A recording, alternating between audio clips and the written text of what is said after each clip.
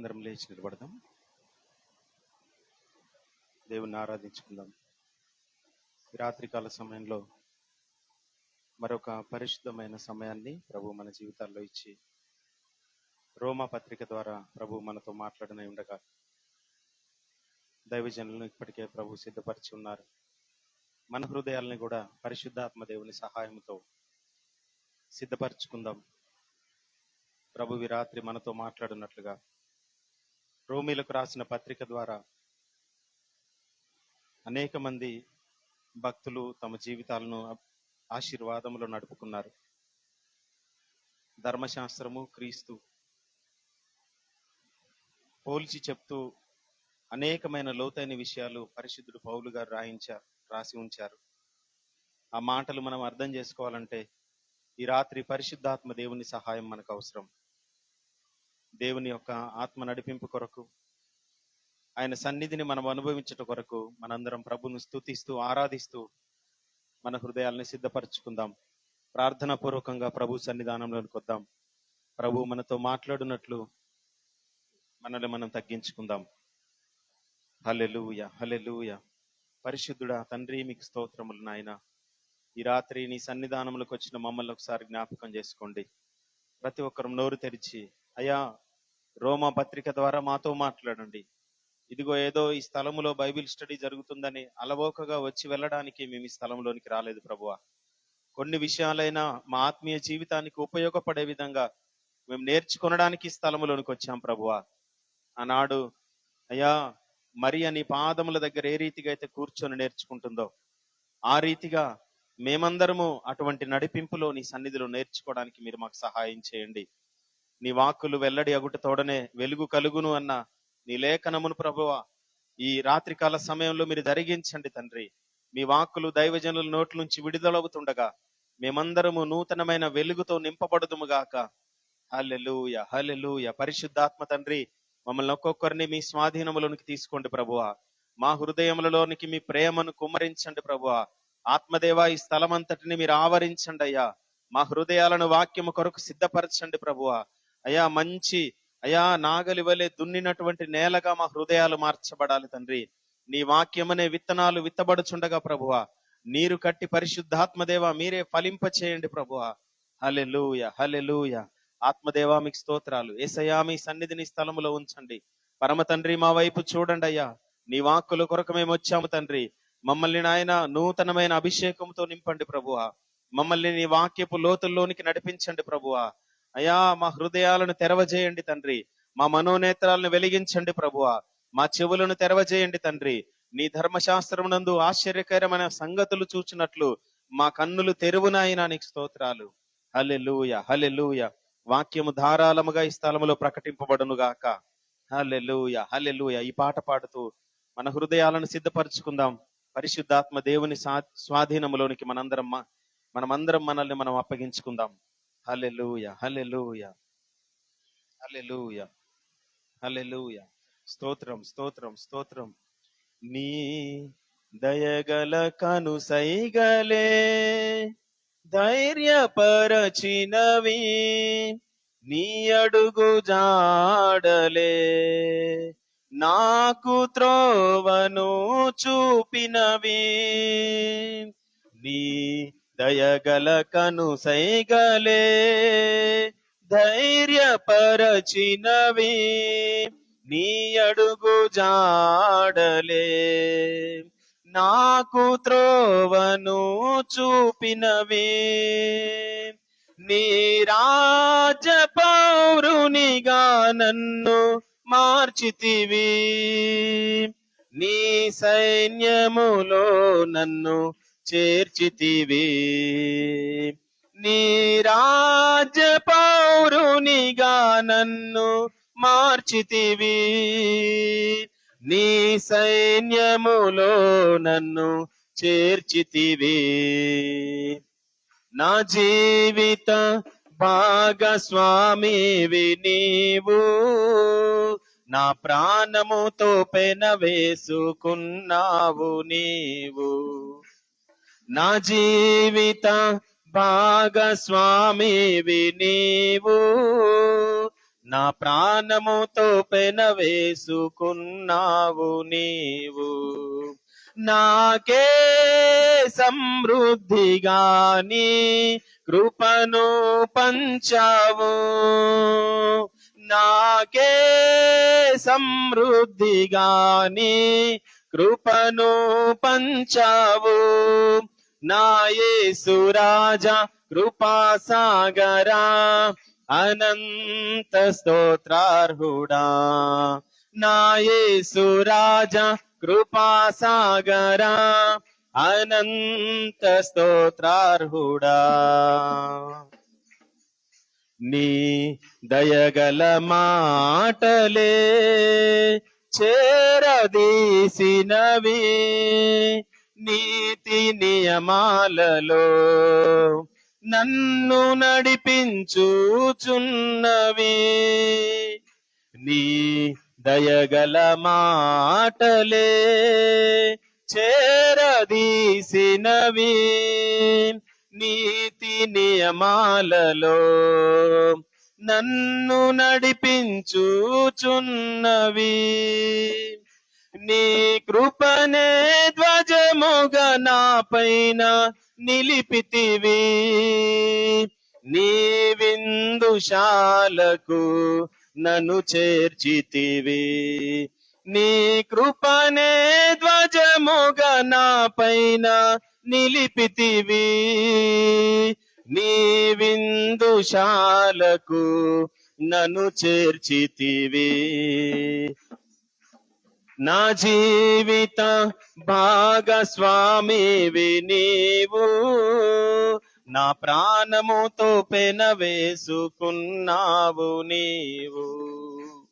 నా జీవిత భాగస్వామివి నీవు, నా ప్రాణముతో పెనవేసుకున్నావు నీవు. నీ దయగల తలంపులే రూపునిచ్చినది, నీదు హస్తములే నన్ను నిర్మించుచున్నవి. నీ దయగల తలంపులే రూపునిచ్చినవి, నీదు హస్తములే నన్ను నిర్మించుచున్నవి. నీ చిత్తమే నాలో నెరవేర్చుచున్నావు, నీ అంతఃపురములో నన్ను చేర్చుదువు.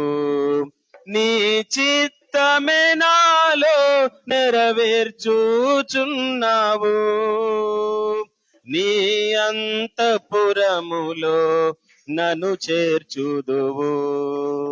నా జీవిత భాగస్వామివి నీవు, నా ప్రాణముతో పెనవేసుకున్నావు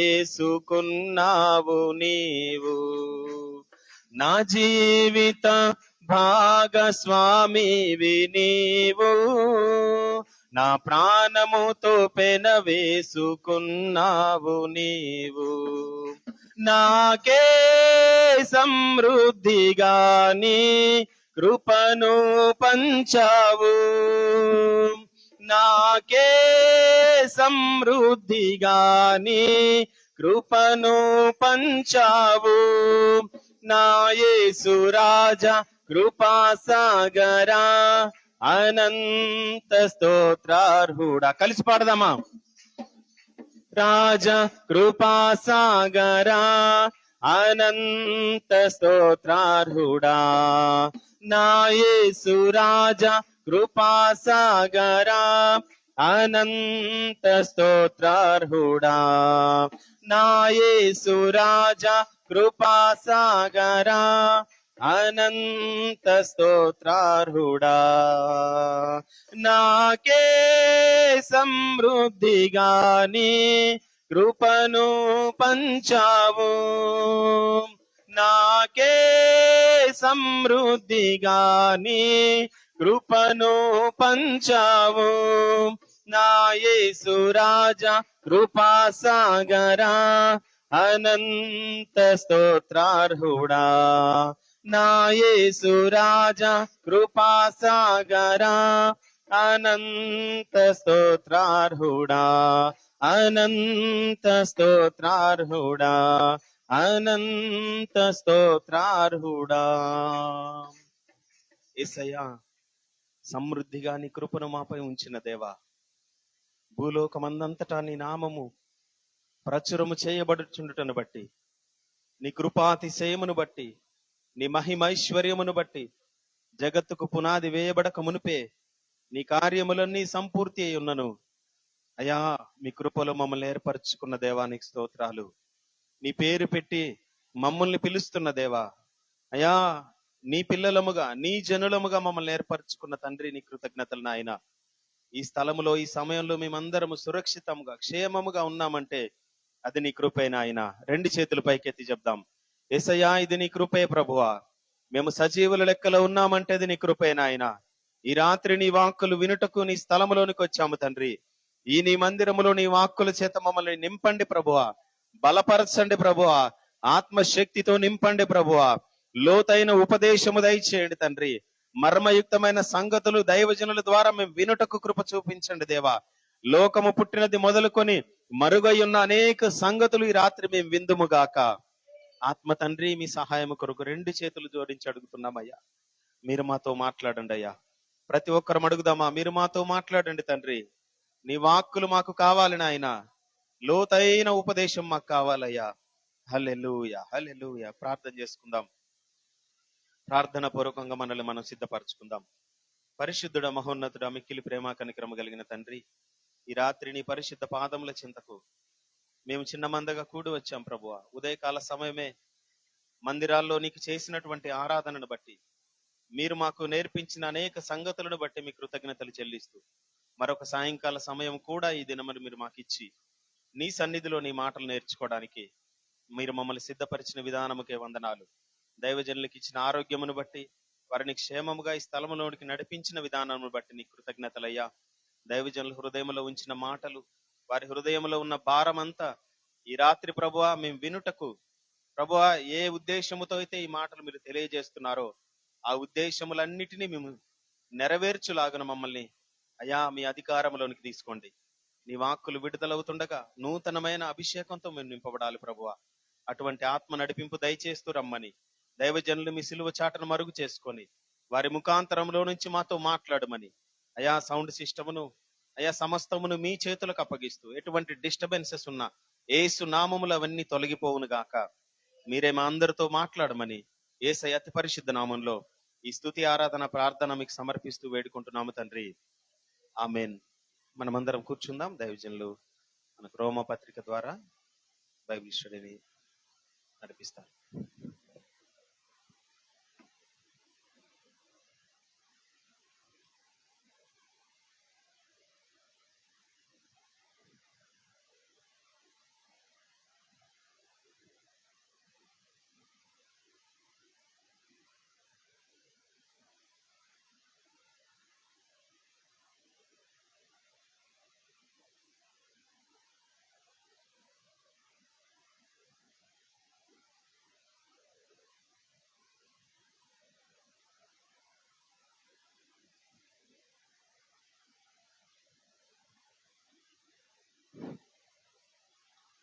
Praise the Lord. Hallelujah. Let us say loudly, Hallelujah. పరిశుద్ధ పునరుద్ధాన దినము ఫిబ్రవరి 22వ తారీఖున రోమీల పత్రికను ధ్యానించుటకు వచ్చిన మనతో తండ్రి మాట్లాడునట్లుగా ప్రార్థన యాచనను సమర్పించి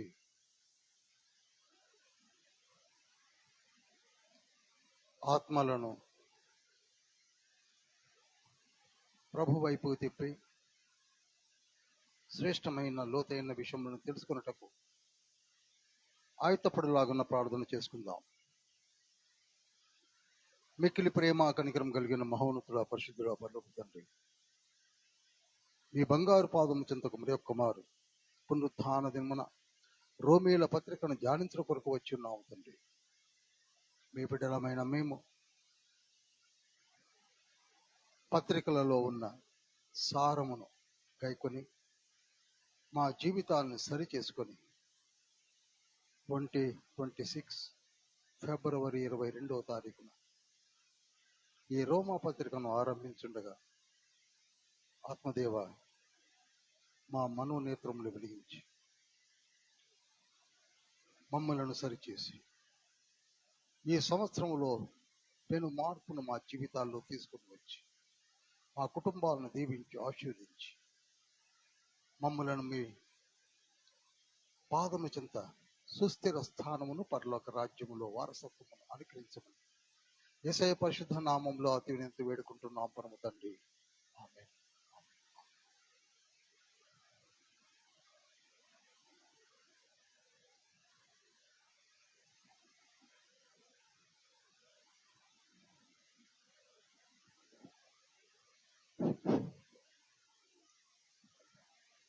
జాగ్రత్తగా వినండి.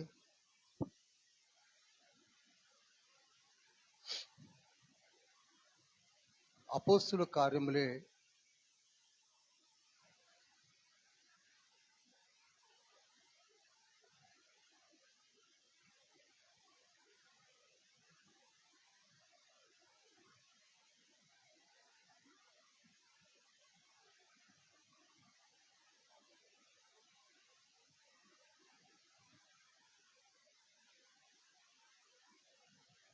దాదాపు 7 పార్ట్స్గా విన్నాం.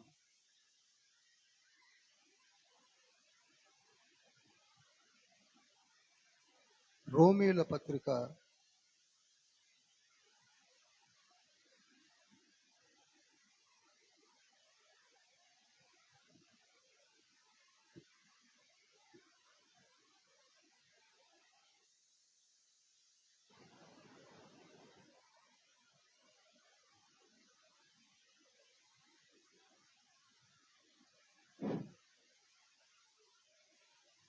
పౌలు గారు రాసిన 14 పత్రికలలో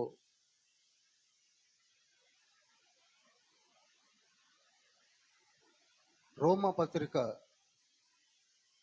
అతి శ్రేష్టమైన పత్రిక. మళ్ళా చెప్తున్నానండి, కొత్త నిబంధన పుస్తకాలలో 27 పుస్తకాలలో 4 సువార్తల తర్వాత అతి శ్రేష్టమైన పత్రిక లేక పుస్తకము లేక పుస్తక రాజము రోమా పత్రిక. రోమా పత్రిక మనకి అర్థం కాకపోతే బైబిల్ అర్థం కాదు.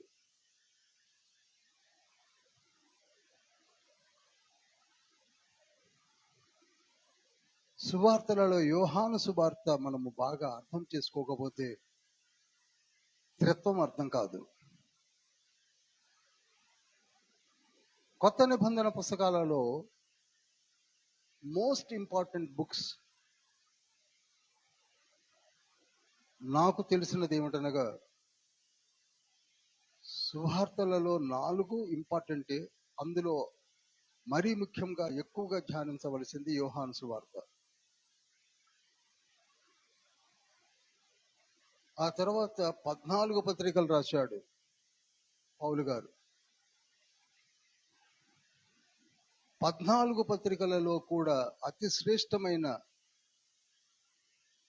పత్రికలలో స్టాండ్స్ ఫస్ట్ అని నేను చెప్తాను. దేనికదే అయినప్పటికీ మనము ధ్యానించవలసినటువంటి అతి శ్రేష్టమైనటువంటి పత్రిక రోమా పత్రిక. ఆ తర్వాత బుక్ ఆఫ్ హీబ్రూస్, హెబ్రీ పత్రిక. హెబ్రీ పత్రిక చదివితేనే యేసయ్య ఎవరో మనకి బాగా స్పష్టంగా తెలియజేయబడుతుంది.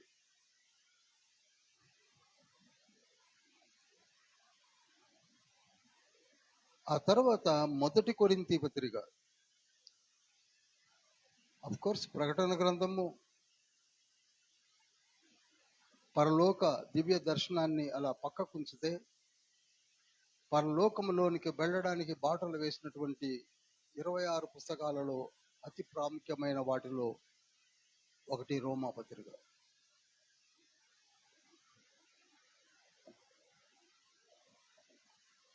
నేను మాట్లాడే ప్రతి మాట కూడా నా ఎక్స్పీరియన్స్ని తెలియజేస్తున్న సంగతి మర్చిపోదు.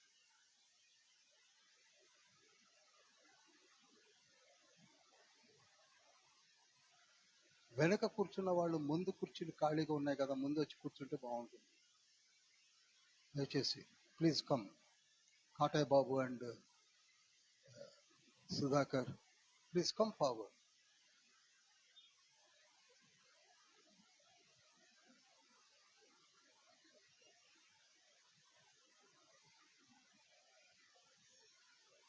ఎందుకనగా ప్రతి విషయాన్ని జాగ్రత్తగా వింటారనే నా కోరిక తప్ప వేరేం లేదు. కొంచెము బయట కొంచెం ఎక్కువగా గొడవ చేస్తున్నారు, బంధువులు అనుకుంటా.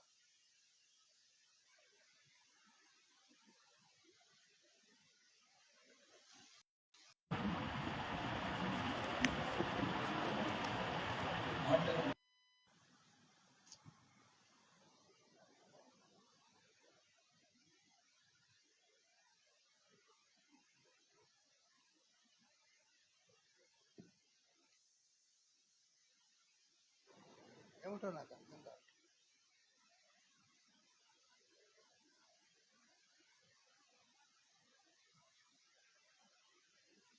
నాకు తెలిసి 27 పుస్తకాలలో అతి ప్రాముఖ్యమైన పుస్తకమే రోమా పత్రిక. ఇప్పుడు మనము వినే వాటికంటే బయట చాలా మంది వింటున్నారు, స్టేట్స్ లో వింటున్నారు, ఏషియన్ కాంటినెంట్ వింటున్నారు. అందుకు నేను తయారవుతున్నాను కష్టపడి. ఒకసారి మళ్ళీ చెకప్ చేయండి ప్లీజ్. ఒకసారి బాగా చెకప్ చేయండి, సౌండ్ వస్తుందో లేదో చూడండి, సౌండ్ వినండి.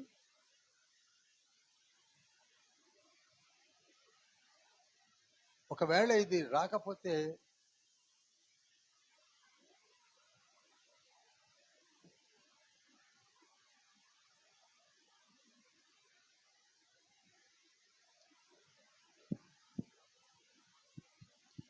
ప్రతి మాటను జాగ్రత్తగా వినండి.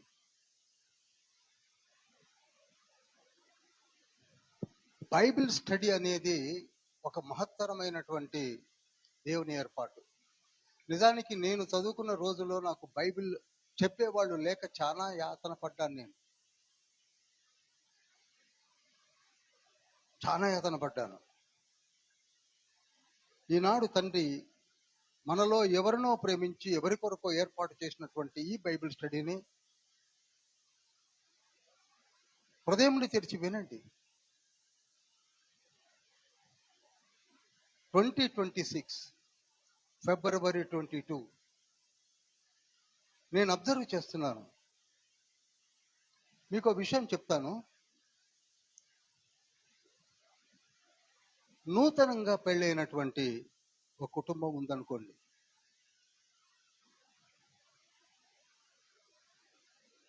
వారి ప్రార్థనలను తండ్రి ఆలకించి ఒక చక్కటి కుమారుని ఇచ్చాడు. ఆ పుట్టిన కుమారుడు చాలా ఆరోగ్యంగా ఉన్నాడు, అందంగా ఉన్నాడు, రింగులు జుట్టు, చక్కటి కలర్, చూస్తుంటే అంత ముచ్చటగా ఉన్నాడు. కానీ పుట్టిన దగ్గర నుంచి తల్లి పాలు తాగడం మానేశాడు. తాగట్లేదు. జాగ్రత్తగా వినండి నేను చెప్పే ప్రతి మాటని. ఏ పసివాడు కూడా తల్లి దగ్గర పాలు తాగకుండా ఉంటాడు. కానీ ఈ బిడ్డ పల్లి తాగటం, తల్లి దగ్గర పాలు తాగటం లేదు. తాగపోతే తాగపోయాడులే అని తల్లిదండ్రులు ఊరుకుంటారు? చెప్పండి, మీరే చెప్పండి. చెప్పండి, మీరు నాతో మాట్లాడండి, నా వైపు చూడండి. ఊరుకుంటారా? చెప్పండి. ఇది బైబిల్ స్టడీ కదా, మీరు స్టూడెంట్స్. ఊరుకుంటారా? వెంటనే ఆ బాబుని తీసుకొని హాస్పిటల్కి వెళ్తారు. వెళ్తారా వెళ్ళరా? ఒకవేళ ఆ డాక్టరు డయాగ్నోజ్ చేయలేకపోతే పెద్ద హాస్పిటల్ పరిగెత్తారు. బాబు బాగున్నాడు, చక్కగా ఉన్నాడు, కానీ తల్లి పాలు తాగటం లేదండి. తల్లి దగ్గర ఇనఫ్ మిల్క్ ఉంది కానీ తాగడం లేదు.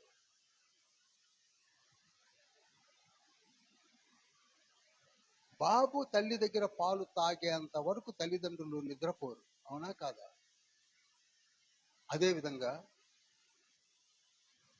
మనలను సృష్టించి తండ్రి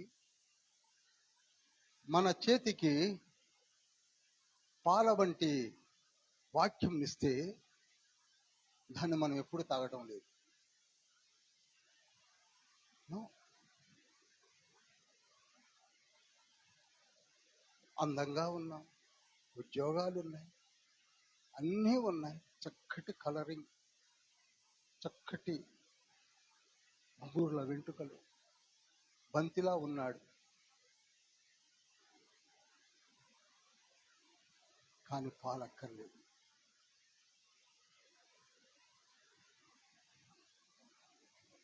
నువ్వు ఎదగాలన్నా తల్లి ఒడిలో ఉండి ఆ పాలు తాగితే తప్ప నువ్వు ఎదగలేవు. అదే బాబుకి 4 సంవత్సరాలు 5 సంవత్సరాలు వచ్చిన నోట్లో నుంచి ఒక్క మాట బయటికి రాదు. 4 అడుగులు వేస్తే పడిపోతున్నాడు. మనిషికి శక్తి లేదు. కారణము అతనికి కావలసిన తల్లి పాలు లేక. అదేవిధంగా మన జీవితాలు కూడా వాడిపోయి కలిసి రావటం లేదు. ఎందుకో నేను నా జీవితాన్ని సరి చేసుకోలేకపోతున్నాను అనగా దేవుడిచ్చిన పాలను త్రాగక. నేను మిమ్మల్ని బ్రతిలాడుతూ చెప్తున్నాను, రీడ్ ది బైబిల్ దెన్. ఇవి నా సొంత మాటలు కాదు. 1 పేతురు పత్రిక 2వ అధ్యాయం 2వ వచనంలో ఏమనుంది? సమస్తమైన దుష్టత్వమును, సమస్తమైన కపటమును, వేషధారణను, అసూయను, సమస్తమైన దూషణ మాటలను మాని 2వ అధ్యాయం 2వ వచనమేనా? క్రొత్తగా జన్మించిన చూడండి, ఇక్కడి నుంచి స్టార్ట్ అవుతుంది. క్రొత్తగా జన్మించిన శిశువులను పోలిన వారై. ఆగుదాం. కొత్తగా జన్మించిన శిశువులకు ఏం కావాలి? పాలు కావాలి. మరి మనకేం కావాలి? పాలు కావాలి. మనకి పాలు కావాలి, వాక్యం అనే పాలు కావాలి. But we are least bothered. ఒకనాడు అర్థం కాదండి, చెప్తున్నాను నేను మీకు. బైబిల్ స్టడీ అంటే ఏంటనుకుంటున్నారు? స్వచ్ఛమైన పాలు త్రాగడానికి వస్తున్నాం. కల్తీ లేని పాలు, తల్లి పాలు. పాలు కావాలంటే తల్లి దగ్గరికి వెళ్ళాలి, వాక్యం కావాలంటే బైబిల్ దగ్గరికి రావాలి. దీన్ని పక్కన పెట్టిన వారు ఎక్కడా కూడా ఎదిగి పట్టకట్టినట్టు నాకు కనపడలేదు. లేఖనాల్ని మనము చదువుతున్నాం.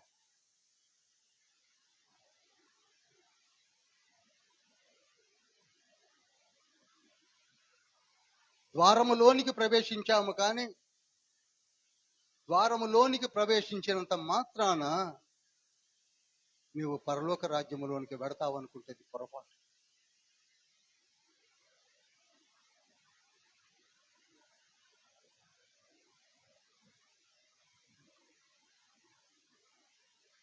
మత్తయి సువార్త 7వ అధ్యాయం 14వ వచనంలో ఏమనున్నది?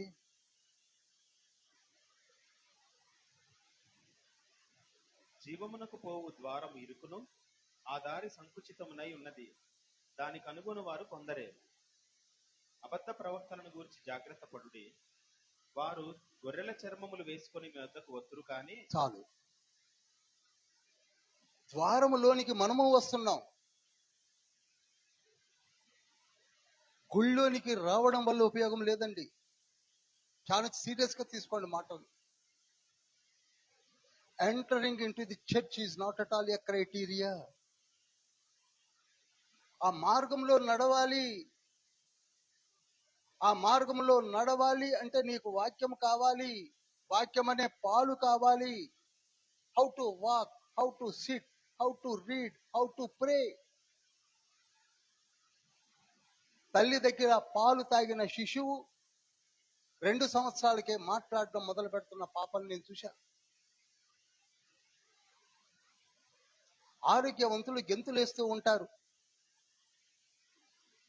వాక్యం చదివిన బిడ్డలు కూడా అలానే ఉంటారు.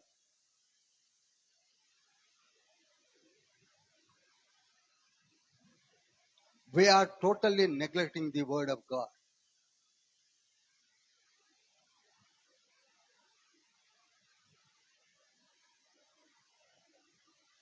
అవే మాటలను రోమా పత్రికలో ప్రతి అధ్యాయము కూడా మనతో మాట్లాడుతూ ఉంది. నిజంగా ఇదే రోమా పత్రికను నేను వివరించాలంటే వారానికి ఒక్క రోజు ఒక అధ్యాయమే అవుతుంది.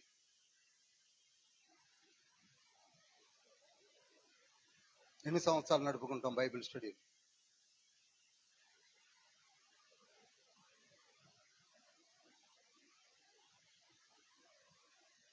మరలని చెప్తున్నాను, అట్లీస్ట్ ఇవి రికార్డ్ అయిపోయి అప్లోడ్ అయి ఉంటున్నాయి. కొందరు యవనస్తులు, మెయిన్ గా ఆసిఫాబాద్ లో ఉన్న ఒక ఫిలిప్ అనే యవనస్తుడు ఎడిట్ చేసి ఇమ్మీడియట్ గా అప్లోడ్ చేస్తున్నాడు. మధ్యరాత్రి 10 అయినా 11 అయినా 12 అయినా 1 గంట అయినా వాటిని చూసే టైం కూడా మనకి లేదు.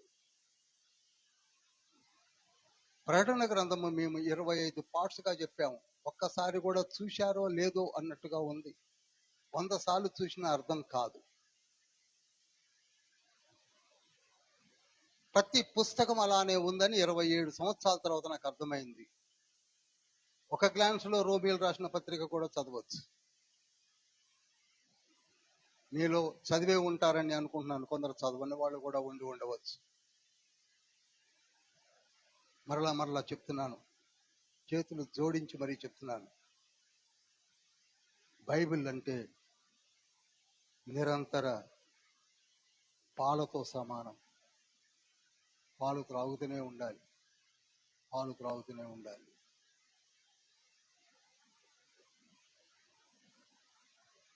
రోమా పత్రికను రాసింది పరిశుద్ధుడైన పౌలు గారు. ప్రతి మాటను జాగ్రత్తగా వినండి, బోధించడానికి ప్రయత్నం చేయండి. మన మధ్యలో బోధకులుగా తండ్రి ఏర్పరచుకుంటున్నాడు.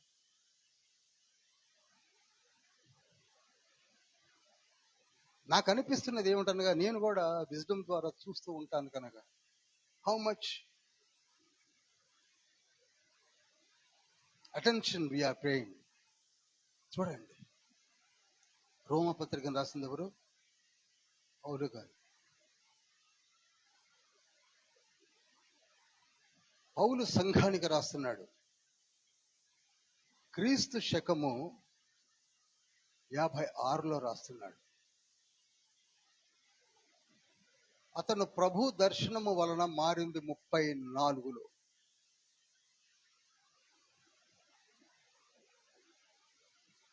పత్రిక రాస్తుంది 12 సంవత్సరాల తర్వాత. చూడండి, ప్రతి మాట ఇలా ఝారించాలని చెప్పడానికి ప్రయత్నం చేస్తున్నాను.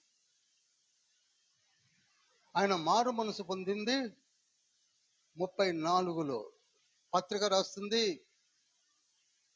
56లో. ఎన్ని సంవత్సరాల తర్వాత? 12 సంవత్సరాల తర్వాత. ఎంతండి? 22 సంవత్సరాల తర్వాత.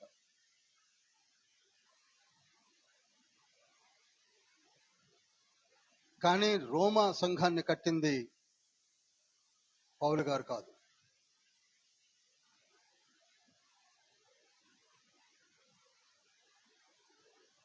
అదేంటండి మీరు ఎలా చెప్పగలరు అనొచ్చు. రోమా పత్రిక 1వ అధ్యాయం 12-13 వచనాల్లో స్పష్టంగా ఆయనే రికార్డ్ చేస్తున్నాడు.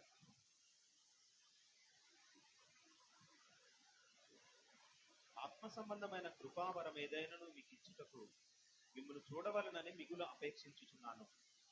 క్రీస్తు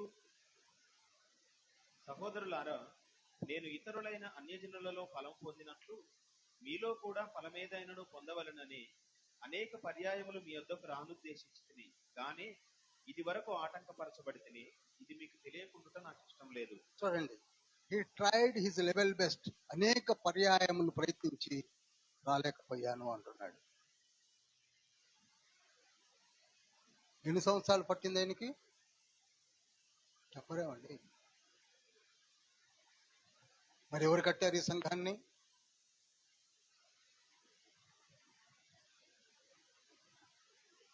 ఆ రోజులలో సంఘాన్ని కట్టాలంటే అపోస్తులు ప్రవక్తల వల్ల తప్ప ఎవరి వల్ల కాదు. ఇప్పటికైనా ఎప్పటికైనా ఒక మంచి దైవజనుడు నిలబడితే తప్ప సంఘం కట్టబడదు. ఆటలు కాదు. పరిశుద్ధాలయం నడుపుట ఒక మంచి దైవజనుడు ఈ రోజుల్లో అయినా ఆ రోజుల్లో అయితే సంఘం కట్టాలంటే అపోస్తుల వల్లనే అవుతుంది. మరి రోమా సంఘాన్ని కట్టడానికి అపోస్తులు కావాలి. అపోస్తులు లేకుండా ఆ రోజులలో రోమ్ అంటే మీకు తెలియదు కాదు, బహుక్రూరమైనటువంటి పరిపాలనా దక్షత కలిగినటువంటి ఎంపరర్స్ కాలంలో కట్టడం జరిగింది. అది కట్టింది ఎవరో తెలుసా? ఆంద్రోనికు యూనియా అనే అపోస్తులు. రోమా పత్రిక 16వ అధ్యాయం 7వ వచనం నోట్ చేయండి. ఎవరు కట్టారండి? చెప్పండి. లోతైన విషయాలు మాట్లాడుతున్నాను. మనకు తెలిసి 14 మంది అపోస్తులే తెలుసు. 12 మంది యేసయ్య ఏర్పరచుకున్న అపోస్తులు, యూదా చనిపోయిన తర్వాత ఏర్పరచబడ్డటువంటి మత్తయి అనే అపోస్తులుడు 13, ఆ తర్వాత దివ్య దర్శనం ఇచ్చి ఏర్పరచుకున్నటువంటి మరి ఒక అపోస్తులుడు పౌలు తెలుసు. ఎంతమంది అయ్యారు చెప్పరేమండి? 14. మరి ఈ ఇద్దరు అపోస్తులు పౌలు కంటే ముందే ఉన్నారు, మనకు తెలియదు.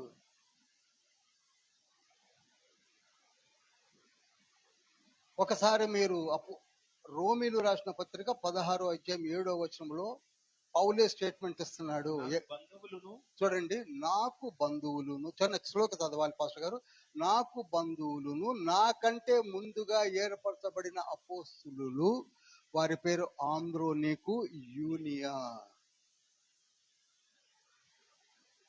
ఆయన కంటే ముందే ఉన్న అపోస్తులు వీళ్ళు. అసలు మనకి ఏమాత్రం గ్లాన్స్ కూడా వెళ్ళదు.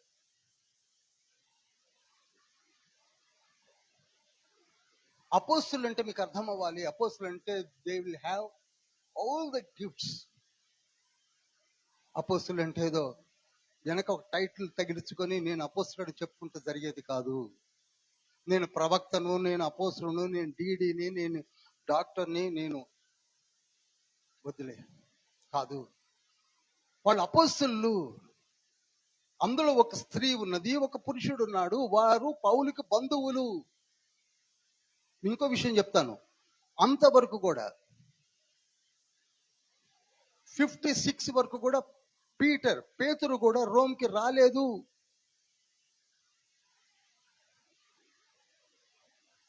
అద్భుతమైన సంఘాన్ని కట్టారు. ఎవరనగా ఆంద్రోనికు యూనియా. అందుకే వారికి నా వందనాలు చెప్పండి అంటున్నాడు.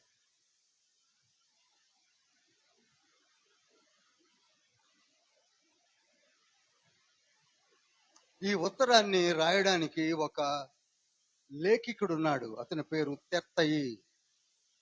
ఏం పేరండి?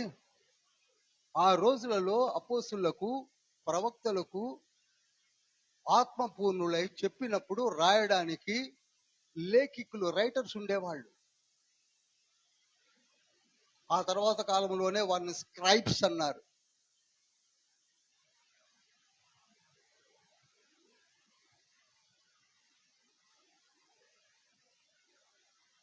రోమిల్ రాసిన పత్రిక 16వ అధ్యాయం 22వ వచనంలో లేఖికుడైనటువంటి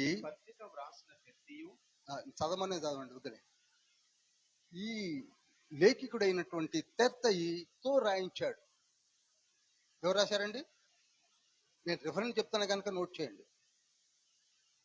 అదే విధంగా ఇర్మియా కూడా ఒక రైటర్ ఉన్నాడు. అతని పేరు బారూకు. ఇర్మియాకి ఎవరున్నారండి? బారూకు. ఈ పత్రికను రాయించి ఫీబే అనే ఒక సంఘ పరిచారకురాలుతోటి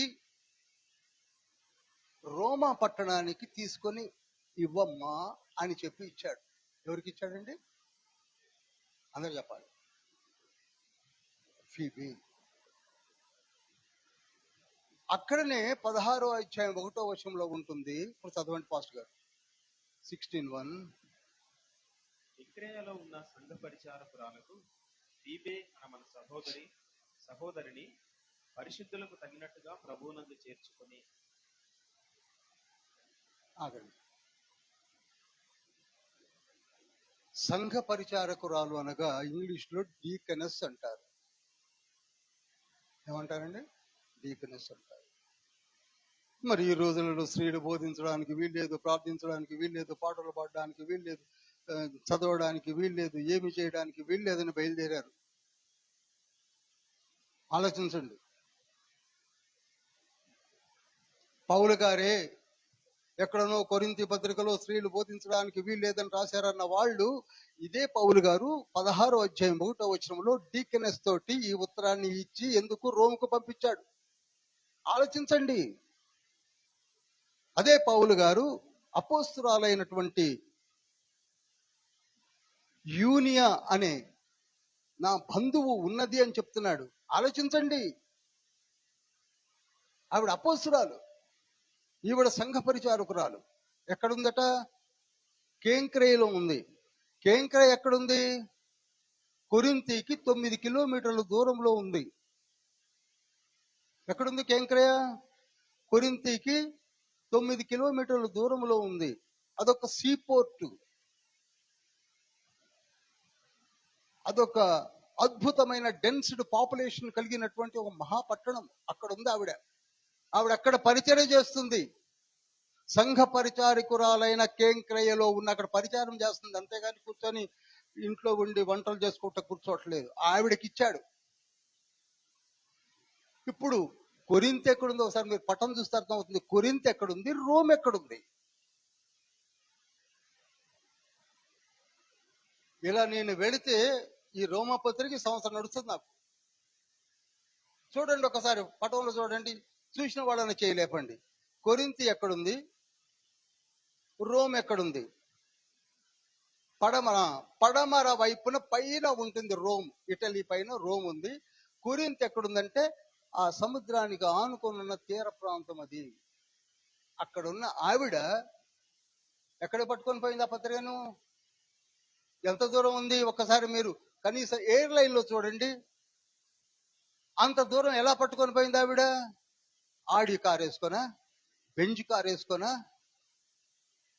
ఆలోచించండి. అంత గొప్ప పరిచర్య చేస్తున్నటువంటి స్త్రీలు ఉన్నారు అని చెప్పడానికి నేను చెప్తున్నాను. వాడాలి మనం. ఒక మాట అంటే కుదరదు. She's a Deaconess.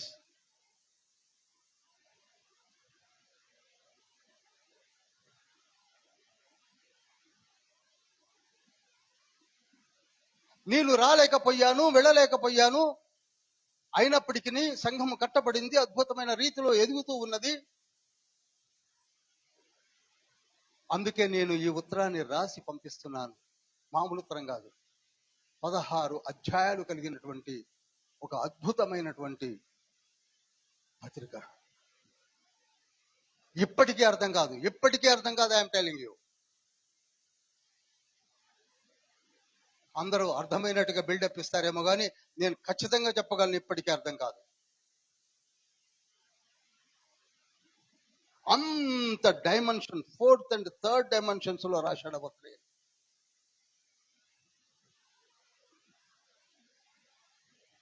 ఒక పాపము విస్తరించినట్టు కృపా బాహుళ్యము విస్తరింపబడలేదు అంటాడు. ఎవరికి అర్థమైంది అది? చెప్పండి. రోమిలకు రాసిన పత్రిక 5వ అధ్యాయం 17వ వచనంలో ఉంటుంది. ఒక పాపము విస్తరించినట్లు అనేకులకు కృపా బాహుళ్యము విస్తరించబడలేదు. కానీ అది ఎలా వచ్చిందో చెప్తున్నాడు అక్కడ. He's explaining about the sin and the grace of the lord.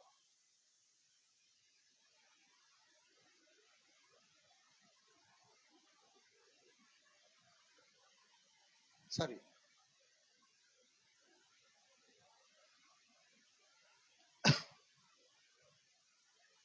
ఈ పత్రికను కొరింథీలో నుండి రాస్తున్నాడు. ఎక్కడి నుంచి అండి చెప్పాలి? బేసిక్స్ ని ఇదివరకు లాగా నేను ఇక చెప్పుకుంటూ వెళ్ళిపోను.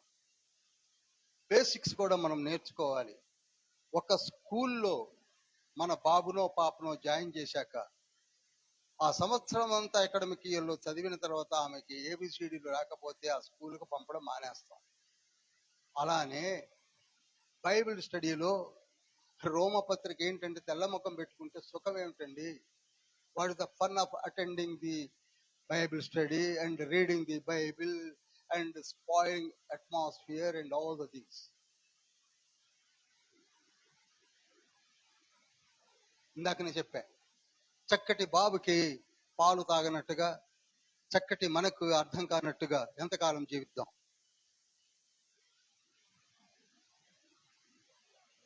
ఈయన రాసిన పత్రికలు 14 పత్రికల్లో 8 బయట నుండి రాశాడు, 6 జైల్లో నుంచి రాశాడు. నోట్ చేయండి. 6 ఎపిస్టిల్స్ చెరలో నుండి రాశాడు. ఎవరైనా రాస్తారండి? చెరలో నుండి. బయట నుండి రాయడం పెద్ద గొప్పతనం ఏం కాదు. జైల్లో కూర్చొని రాస్తున్నాడు. ఎఫ్సీలు రాసిన పత్రిక, ఫిలిప్పీ పత్రిక, కొలస్సీ పత్రిక, 2వ తిమోతి పత్రిక, ఫిలోమోను పత్రిక, హెబ్రీయులకు రాసిన పత్రిక, ఈ 6 పుస్తకాలు కూడా జైల్లో నుండి రాస్తున్నాడు. అద్భుతమైన పుస్తకాలు రాస్తున్నాడు. 8 బయట నుండి రాశాడు.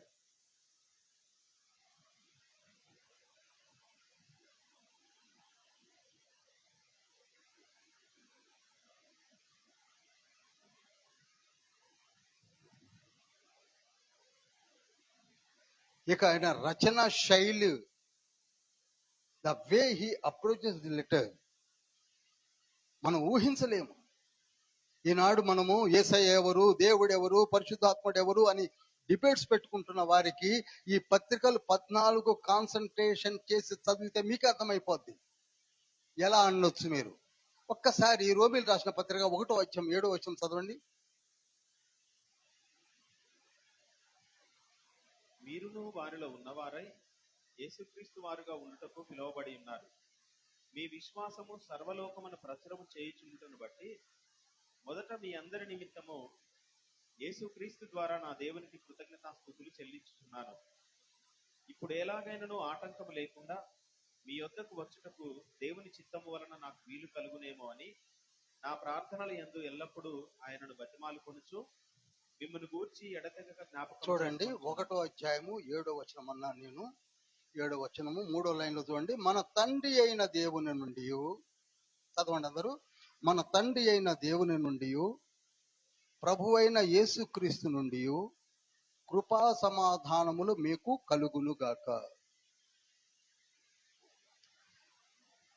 ఇక్కడ యాక్చువల్గా ఇంగ్లీష్ వర్షన్లో అయితే ఇది 4th వర్స్, కానీ తెలుగు వర్షన్లోకి వచ్చేసరికి ఏం చేశాడంటే 2 తర్వాత ఐపన్ కొట్టి 7 వేసేసాడు. 7 నుంచి 8 వరకు కూడా ఒక పెద్ద కాంపౌండ్ సెంటెన్స్ ఇచ్చాడు. అందుకే కాస్త దయచేసి ఇంగ్లీష్ వర్షన్ కూడా చదువు వచ్చిన వాడు చూడండి. అసలు మనం ఇది చదవడమే కష్టం లేండి, ఇక మళ్ళీ ఇంగ్లీష్ వర్షన్ చదువు వచ్చిన వాళ్ళమే. ఇది చదవడానికే మనకి చాలా ఆయాసం వస్తుంటే, ఇక్కడ ఏమంటున్నాడు? తండ్రి అయిన దేవుని నుండి, ప్రభు అయిన యేసుక్రీస్తు నుండి కృపా సమాధానములు. తండ్రి నుండి కృపా సమాధానములు అనలేదే? పోతే కుమారుడు నుండి కృపా సమాధానం అనలేదే? ఎందుకు ఇద్దరిని ఈక్వల్ చేసి అంటున్నాడు? ఎప్పుడైనా ఆలోచించారా? ఈనాడు ఆన్లైన్లో వీక్షిస్తున్న వారితో చెప్తున్నాను, మనం కష్టపడిపోతున్నాం కదా, తండ్రి ఎవరు, కుమారుడు ఎవరు, పరిశుద్ధాత్ముడు ఎవరని. Have you ever think about the verse? తండ్రి అయిన దేవుని నుండి, ప్రభు అయిన యేసు క్రీస్తు నుండి కృపా సమాధానములు రావడం ఏంటి? ఎందుకంత ఈక్వల్ స్టేటస్ ఇస్తున్నారు? ఎప్పుడైనా ఆలోచించారా? ఇది ఒక్క పత్రికే కాదు, ఒక హీబ్రూస్ వదిలిపెట్టి 13 పత్రికల్లో కూడా ఇదే వర్షంతో స్టార్ట్ చేస్తాడు. ప్రతి పత్రిక చూడండి, మీరు ప్రతి పత్రిక చూడండి. 1వ అధ్యాయం 2, 3, 4 వచనాల్లో ఖచ్చితంగా ఈ మాట అంటారు. తండ్రి అయిన దేవుని యొద్ద నుండి, ప్రభు అయిన యేసుక్రీస్తు నుండి కృపా సమాధానములు మీకు కలుగు. ఎప్పుడైనా ఆలోచిస్తున్నామా? చెప్పండి, ఎందుకంత ఈక్వలైజ్ చేస్తున్నాడు?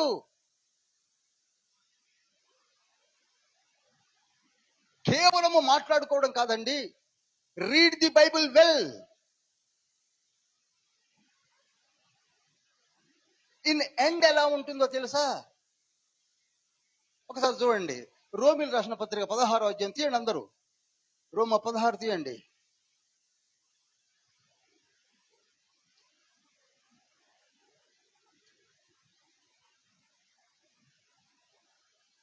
ఇరవై 24 వచ్చిన చదవండి. మన ప్రభు అయిన యేసుక్రీస్తు కృప మీకు తోడై ఉండును గాక. ఎందుకు దేవుని పేరు వాడకుండా ప్రభు అయిన యేసుక్రీస్తు అంటాడేంటి?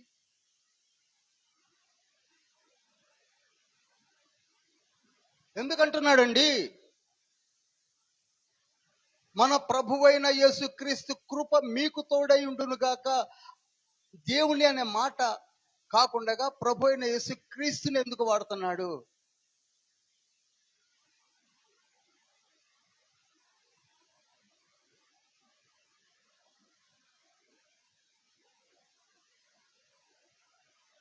అసలు కృపనిచ్చేది ఎవరు? దేవుడు. కృప ఇచ్చే క్యాలిబర్ కేవలము దేవునికి తప్ప ఎవరికీ లేదు.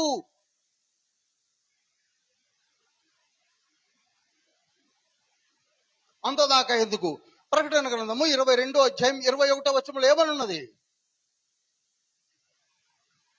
Last verse. ప్రభువైన యేసు కృప పరిశుద్ధులకు తోడై ఉండును గాక. ఏంటది? చివరి వచనము. ఎవరి కృప కావాలి మనకి? ఎందుకని వాడుతున్నారు అక్కడ? ఆలోచించాం. వెళ్ళదు. కృపనిచ్చేది ఎవరు? చెప్పండి, కృపనిచ్చేది ఎవరు? దేవుడు ఇవ్వాలి. ఆ దేవుని స్థానములో 14 పత్రికలలో పౌలు గారి చేత పరిశుద్ధాత్మ తండ్రి యేసు క్రీస్తు ప్రభువుల వారి కృప మనందరికీ లేక మీకు తోడై ఉండును గాక అంటున్నాడంటే ఎవరి స్థానములో యేసుక్రీస్తు ప్రభువుల వారిని పెట్టి రాస్తున్నాడో ఎప్పుడైనా ఆలోచిస్తున్నామా?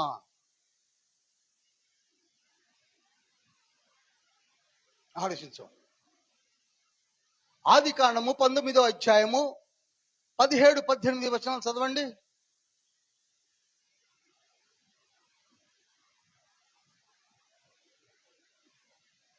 19వ అధ్యాయము 17, 18 వచనాలు. ఆ దూతలు వారిని వెలుపలకు తీసుకొని, అక్కడ దూతలు అన్న మాట మనం చదువుతూ ఉన్నాము.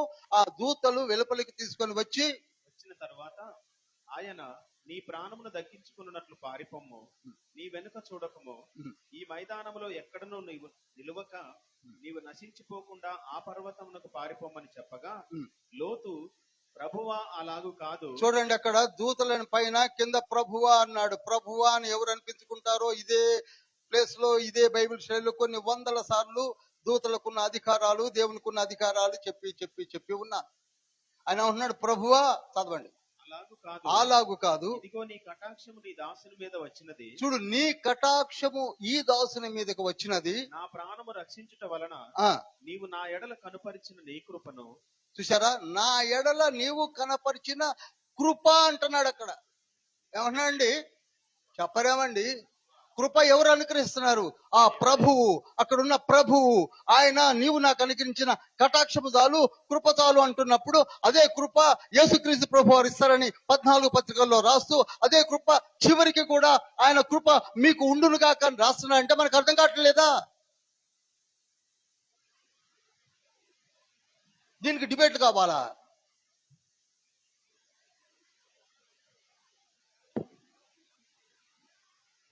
నేను 3rd, 4th డైమెన్షన్ లో చెప్పడానికి నాకు టైం దాటలే. కానీ మీలో ఎవరైనా సరే ఒక పత్రికను తీసి, పౌలు గారు రాసిన చిన్న పత్రికే, కొలసి చిన్నది, ఫిలిప్పి చిన్నది. చదవండి. దేవుడన్న మరుక్షణమే ప్రభు అనే మాటను తీసుకొని వస్తాడు. చూడండి మీరు కావాలంటే. ఎప్పుడు కూడా దేవుడని వదిలేడు, ప్రభుని వదిలేడు. దేవుడు అంటాడు, వెంటనే ప్రభుని తీసుకొస్తాడు. ఈక్వలైజ్ చేస్తూ వస్తుంటే when there is no God there is no ప్రభువు. When there is no Prabhu there is no God. అంత మిళితమై ఉన్నారు. యోహాను సువార్త 16:13, 14, 15 వచనాలు చెప్పిన రీతిగా మేము మిళితమై ఉన్నాము. కో ఈక్వల్. అర్థం కాదు, అది చదివితే అర్థం అవుతాయి. ఒక్క పత్రిక చదవండి మీరు. ప్రభు అని ఉంటే దేవుడు ఉంటుంది, దేవుడు అని ఉంటే ప్రభు అని ఉంటుంది. ఆ సెంటెన్స్ అలా ఎండ్ కాదు ఆయన రాసిన దాంట్లో. అంత కేర్ తీసుకొని రోమపత్రికను ఏ యాంగిల్లో చెప్పినా, ఏ డైమెన్షన్లో చెప్పినా ఎంతో టైం పడుతుంది.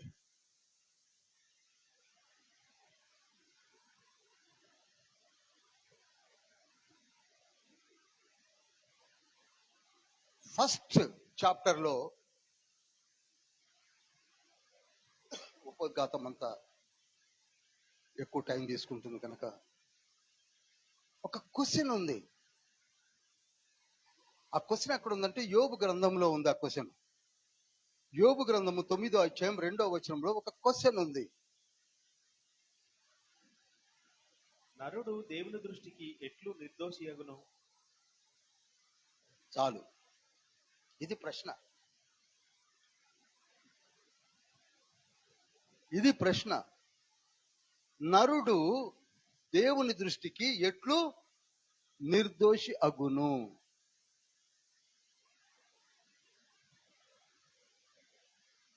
మనము 3.5 సంవత్సరాలు 4 సంవత్సరాల నుంచి ఈ మాట మీదనే డిస్కస్ చేస్తున్నాం. ఎలా నిర్దోషి అవుతాడో ఆన్సర్ ఇక్కడ పౌలు గారు ఇస్తున్నారు.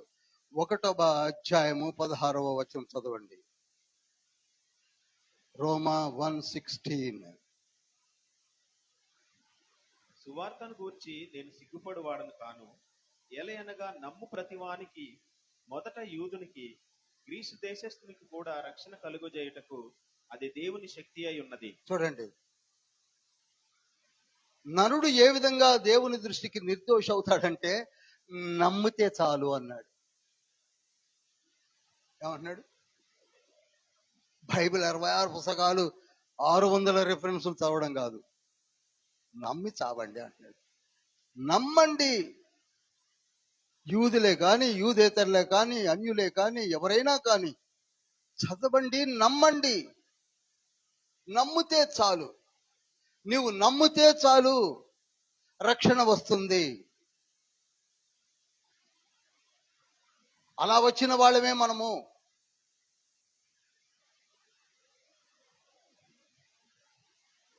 రక్షణ కలుగజేయుటకు దేవుని శక్తి అయి ఉన్నది.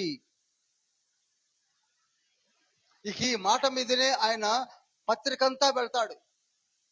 నమ్మండి. ముందు ఫస్ట్ స్టెప్పే నమ్మండి, విశ్వసించండి.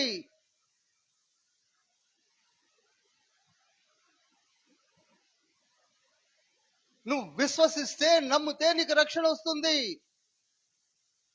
రోమీయులు రాసిన పత్రిక 10వ అధ్యాయం 9వ వచనంలో అదే మాట ఉంది. అదేమనగా, యేసుని ప్రభువని నీ నోటితో ఒప్పుకొని దేవుడు మృతులలో నుండి ఆయనను లేపెనని నీ హృదయమందు విశ్వసించిన, చూసారా, విశ్వసించిన ఎడల నీవు రక్షించబడతావు. నువ్వు ఫస్ట్ విశ్వసిస్తే. అసలు మనకు విశ్వాసం లేదు. మీకు ఇంకా అర్థమవుతాడు చెప్పాలనా? తండ్రి మనకు ఒక పరలోకం అనే బ్యూటిఫుల్ లోకాన్ని ఏర్పరిచాడు. ఏంటండి అది? పరలోకం అనే బ్యూటిఫుల్ లోకాన్ని ఏర్పరిచి దాని చుట్టూరు ఒక రిబ్బన్ కట్టి, మామూలు రిబ్బన్ కాదు అది, ఆ రిబ్బన్కి పెద్ద తాళం వేశాడు. ఏం వేశాడండి? చెప్పండి. తాళం వేశాడు.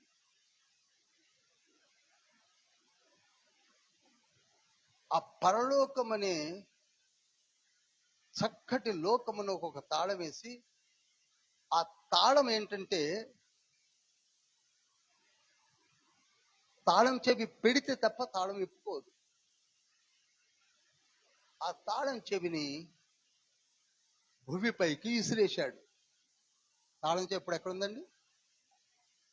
అర్థమవుతుందండి ఇది కూడా? ఎంతకంటే ఇంకెక్కడికి ఎందుకెళ్ళి చెప్పాను నేను?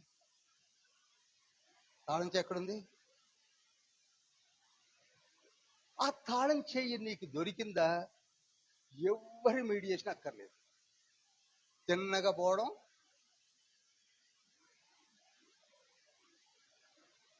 పరలోకంకి వెళ్ళిపోతావు. ఆ తాళం చెవి ఏంటనుకుంటున్నారు? ఫెయిత్. చప్పట్లు కొట్టరండి గట్టిగా, మామూలుగా వింటారేంటది? తాళం చెవి ఫ్రీగానే ఉంది.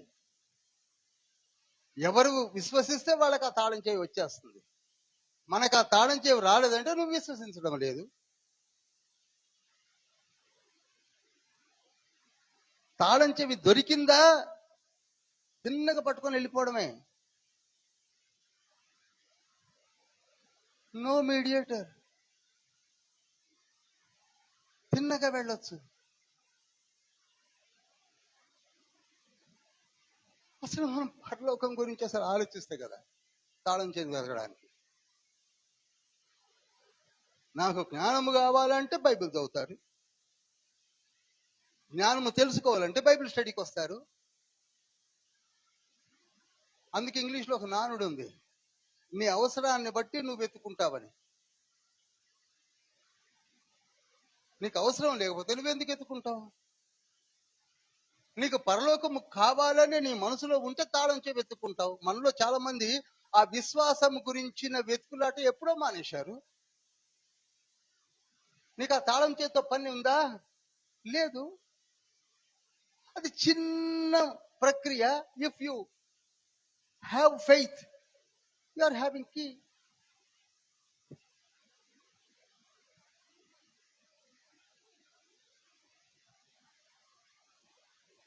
అదే రోమీలు రాసిన పత్రిక 4:3 ఏమంటున్నాడు? అబ్రహామునకు ఆ విశ్వాసం అనే తాళం చేతి దొరికింది. చదవండి ఒకసారి 4:3. లేఖనం ఏమి చెప్పుచున్నది? అబ్రహాము దేవుని నమ్మెను, అది అతనికి నీతిగా ఎంచబడెను. చూశారా? ఇక ఆ తర్వాత మీరు చదువుతూ వెళితే ఓ అద్భుతమైన మాటలు ఉన్నాయి. ఇప్పుడు అన్ని చెప్పడానికి సమయం ముందుకు వెళ్తున్నా. అసలు అబ్రహాం దగ్గర ఏముందండి? నీతి అనే కీ దొరికింది. ఏం దొరికిందండి? అసలు నీకు విశ్వాసం అంటే కీ ఉన్నట్టే నీ దగ్గర. అసలు దగ్గర విశ్వాసమే లేకపోతే నీ దగ్గర కీ లేదు. Very simple.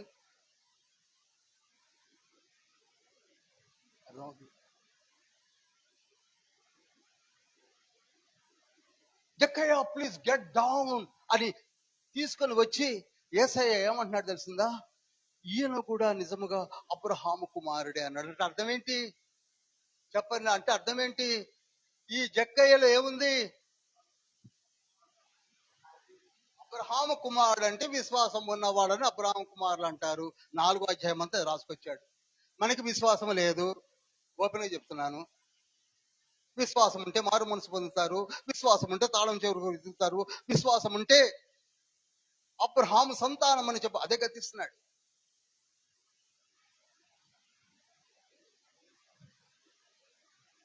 ఫస్ట్ లోపము విశ్వాసము లేదు. ఆ కీ గురించి పట్టించుకోవడం లేదు. అబ్రహాం చేసింది ఒకటే. అంత మందిలో ఒక్క అబ్రహాముకే ఎందుకు తండ్రి ఆ కీ ఇచ్చాడంటే ఆయన విశ్వసించాడు కనుక కీ వచ్చేసింది. ఇంతమంది మనమున్నా మనలో విశ్వాసం ఉంటే ఆ తాళం చెవి నీకు ఇచ్చేస్తున్నాడు. అంతే, నువ్వు పరలోక రాజ్యంలోనికి వెళ్ళిపోతావు.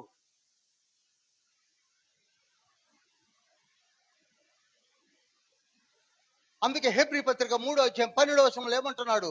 విశ్వాసము లేని దుష్ట హృదయము మీలో ఎవరిలోనైనా ఉన్నదేమో అని జాగ్రత్తగా చూసుకోండి అని లేఖనం అంటుంది. ఎందుకని? విశ్వాసము లేని దుష్ట హృదయము మీలో ఉన్నదంటే మీకు తాళం చెవి లేదు.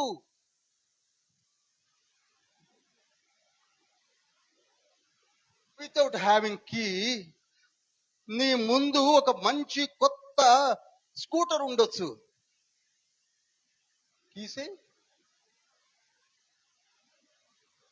తీసేయండి. నువ్వు ఇంటికి గబా గబా పరిగెత్తే తాళం ఉంది, తాళం చెవేది.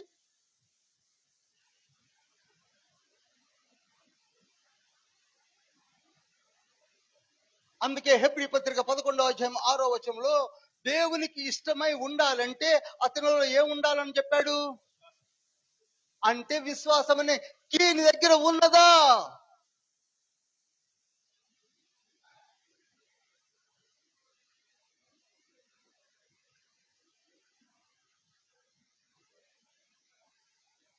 విశ్వాసముతో నీ నోటితో ఒప్పుకోవా. విశ్వాసం అనే కీ నీ దగ్గర ఉంటే నువ్వు ధన్యుడవు. అబ్రహాముకు ఉన్నది ఒకే ఒక్క మంచి గుణం ఏమిటంటే విశ్వాసం అనే కీ కలిగి ఉన్నాడు. అంత మాత్రమే కాదు, ఆయన ఎప్పటి వాడండి? క్రీస్తు పూర్వము 2500 సంవత్సరాల వాడు. ఆయన దేని గురించి ఆలోచిస్తున్నాడు? హెబ్రీ పత్రిక 11వ అధ్యాయం 10వ వచనంలో చదవండి. 11:10 ఫస్ట్ లైన్ చదవండి. ఏలయనగా దేవుడు దేనికి శిల్పియు నిర్మాణకుడై ఉన్నాడో పునాదులు గల ఆ పట్టణం కొరకు. ఏ పట్టణం? ఆగండి. ఏ పట్టణం కొరకండి? ఆ పరలోక పట్టణము కొరకు ఈ అబ్రహాం ఎదురు చూస్తున్నాడట. 2500 సంవత్సరాల క్రితమే ఆ పట్టణమును ఆయన కన్నులారా చూసి దానిలోనికి వెళ్ళాలంటే విశ్వాసం అనే తాళం చెవి కావాలని చెప్పి ఆలోచించి విశ్వాసముని పదులపరుచుకొని ఎన్ని వచ్చిన విశ్వాసమును సడలకుండగా ఆ నిలువర పట్టణంలోనికి వెళ్ళుట కొరకు ఎదురు చూసిన వాడు అబ్రహాం. మనకు అసలు పరలోకము గురించే ఆలోచన లేదా? అది వచ్చేదా? నిజమేనంటావా?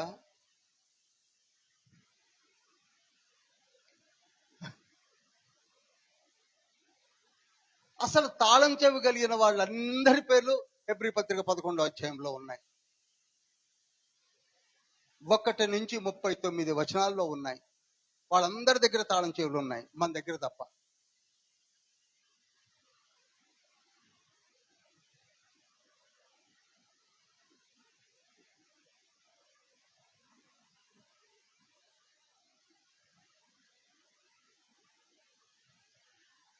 ప్రతి పత్రిక, ప్రతి పుస్తకము కూడా వితౌట్ ఫెయిత్,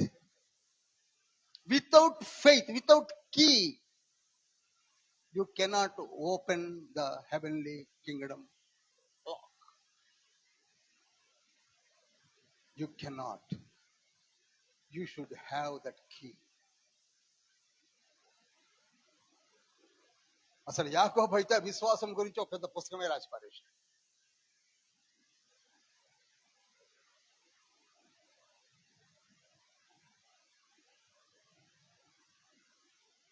ఎందుకోనండి ఇంత బలహీనం అవ్వడానికి కారణాలు ఒకసారి ఆలోచించండి. నేను వేరుగా కాదు, మనమే ఆలోచించుకుంది. 2026 ఫిబ్రవరి ఏం సాధిద్దాం అనుకోని, ఎంతకాలం సాధిద్దామని. నన్నే తీసుకోండి, 78 ఏళ్ళు, రేపు ఏప్రిల్ వస్తే 79 ఏళ్ళు, ఎప్పుడో పట్టమంటాను.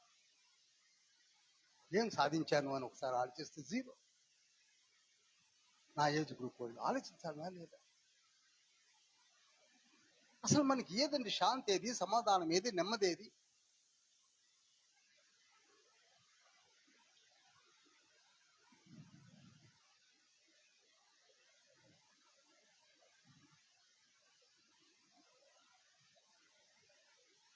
ఇక 1వ అధ్యాయంలోనికి వచ్చేసరికి నమ్మితే చాలు రక్షణ వస్తుందని చెప్పాడు.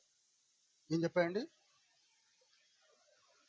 చెప్పాడు నమ్మడము అనేది విశ్వాసమునకు లింక్ అయి ఉన్నది.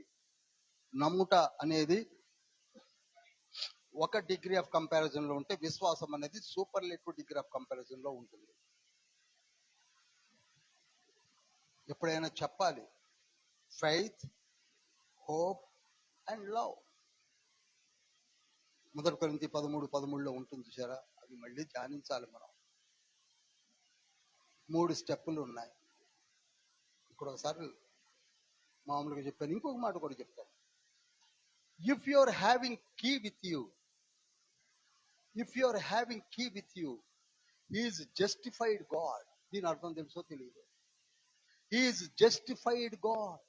Hour Jesus is justified God. What is the meaning of justification? How he will justify against us?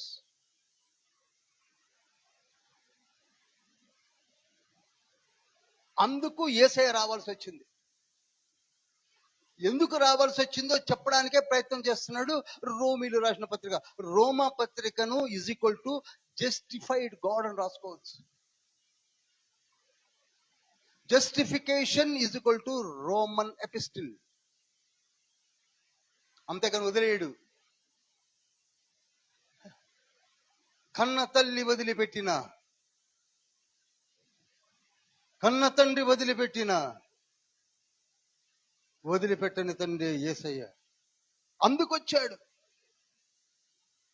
కన్న తల్లి చేర్చునట్లు నన్ను చేర్చిన ప్రియుడు. ఎందుకని పాట పాడతాం కానీ పాటల్లో అర్థాన్ని స్వీకరించము.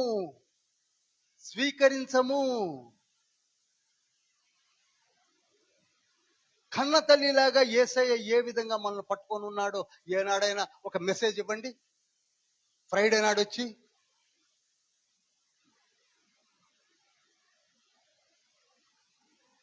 నేను ఏర్పరచుకున్నట్లయితే నిన్ను పట్టుకొని పరలోకములోనికి వెళ్ళేంత వరకు వదిలిపెట్టనటువంటి తండ్రి ఉంటే అది జస్టిఫికేషన్. మధ్యలో వదిలేస్తే జస్టిఫికేషన్ ఎలా అవుతుంది? మనలో చాలా మంది ఎవరు నీతిమంతులు లేరు, నిజంగానే లేరు. కానీ నువ్వు నీతిమంతుడుగా ఉండాలని విశ్వసించి ఆయన దగ్గరికి వచ్చి నోటితో ఒప్పుకొని నీవే నా రక్షకుడు యేసయ్య నన్ను కాపాడమని నువ్వు చెప్పినట్లయితే ఆయన ఎక్కడి దాకా తీసుకొని వెళ్తాడు తెలుసా? నీ చెయ్యి పట్టుకొని వదిలిపెట్టాడు. అందుకే చెయ్యి విడువడు ఎన్నడు, విడనాడడు ఎప్పుడు. పాట పాడుకోవడానికి బాగానే ఉంది. ఎప్పుడు చెయ్యి విడవడు, ఎందుకు విడనాడడు? Because he's loyal to us. ఆయన ఎవరట?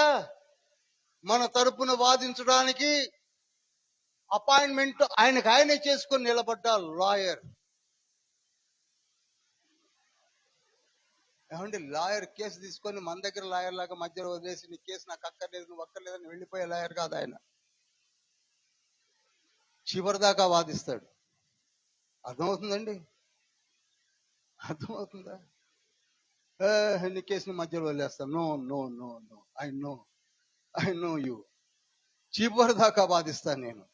ఎందుకంటే నేను అత్తికి కుత్తికి వచ్చే కేసులు పట్టుకోను. ఒకవేళ వీడు నిజంగా తన నోటితో నేను రక్షకుడు నన్ను ఒప్పుకొని నా రక్తపు చుక్కను ఆయనపై వేసుకున్నాడు కనుక నేను ఆయన తరపు లాయర్ని. మొదటి యోహాను పత్రిక 2వ అధ్యాయం 2వ వచనంలో అంటాడు, లాయర్ అంటే ఉత్తరవాదే తెలుగులో. కానీ అంత ఈజీగా తండ్రి యొద్ద నేను నీ తరపున I will stand before you.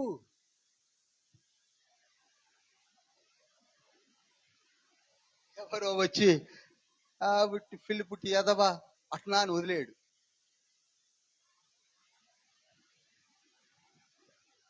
అర్థమవుతుందండి?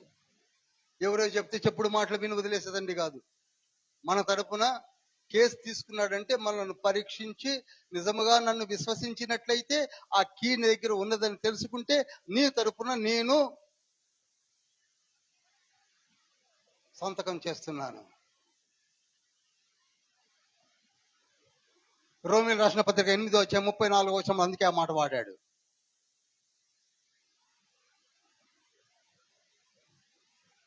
మన తరపున లాయర్ ఎవరండి? చెప్పరేమండి? మరి ఇంకెందుకు ఫికర్? మన లాయర్లు అనుకుంటున్నారా? ఎవడు అపోజిషన్ పార్టీ వాడు ఎక్కువ డబ్బులు ఇస్తే వదిలేసి వెళ్ళిపోతాడు.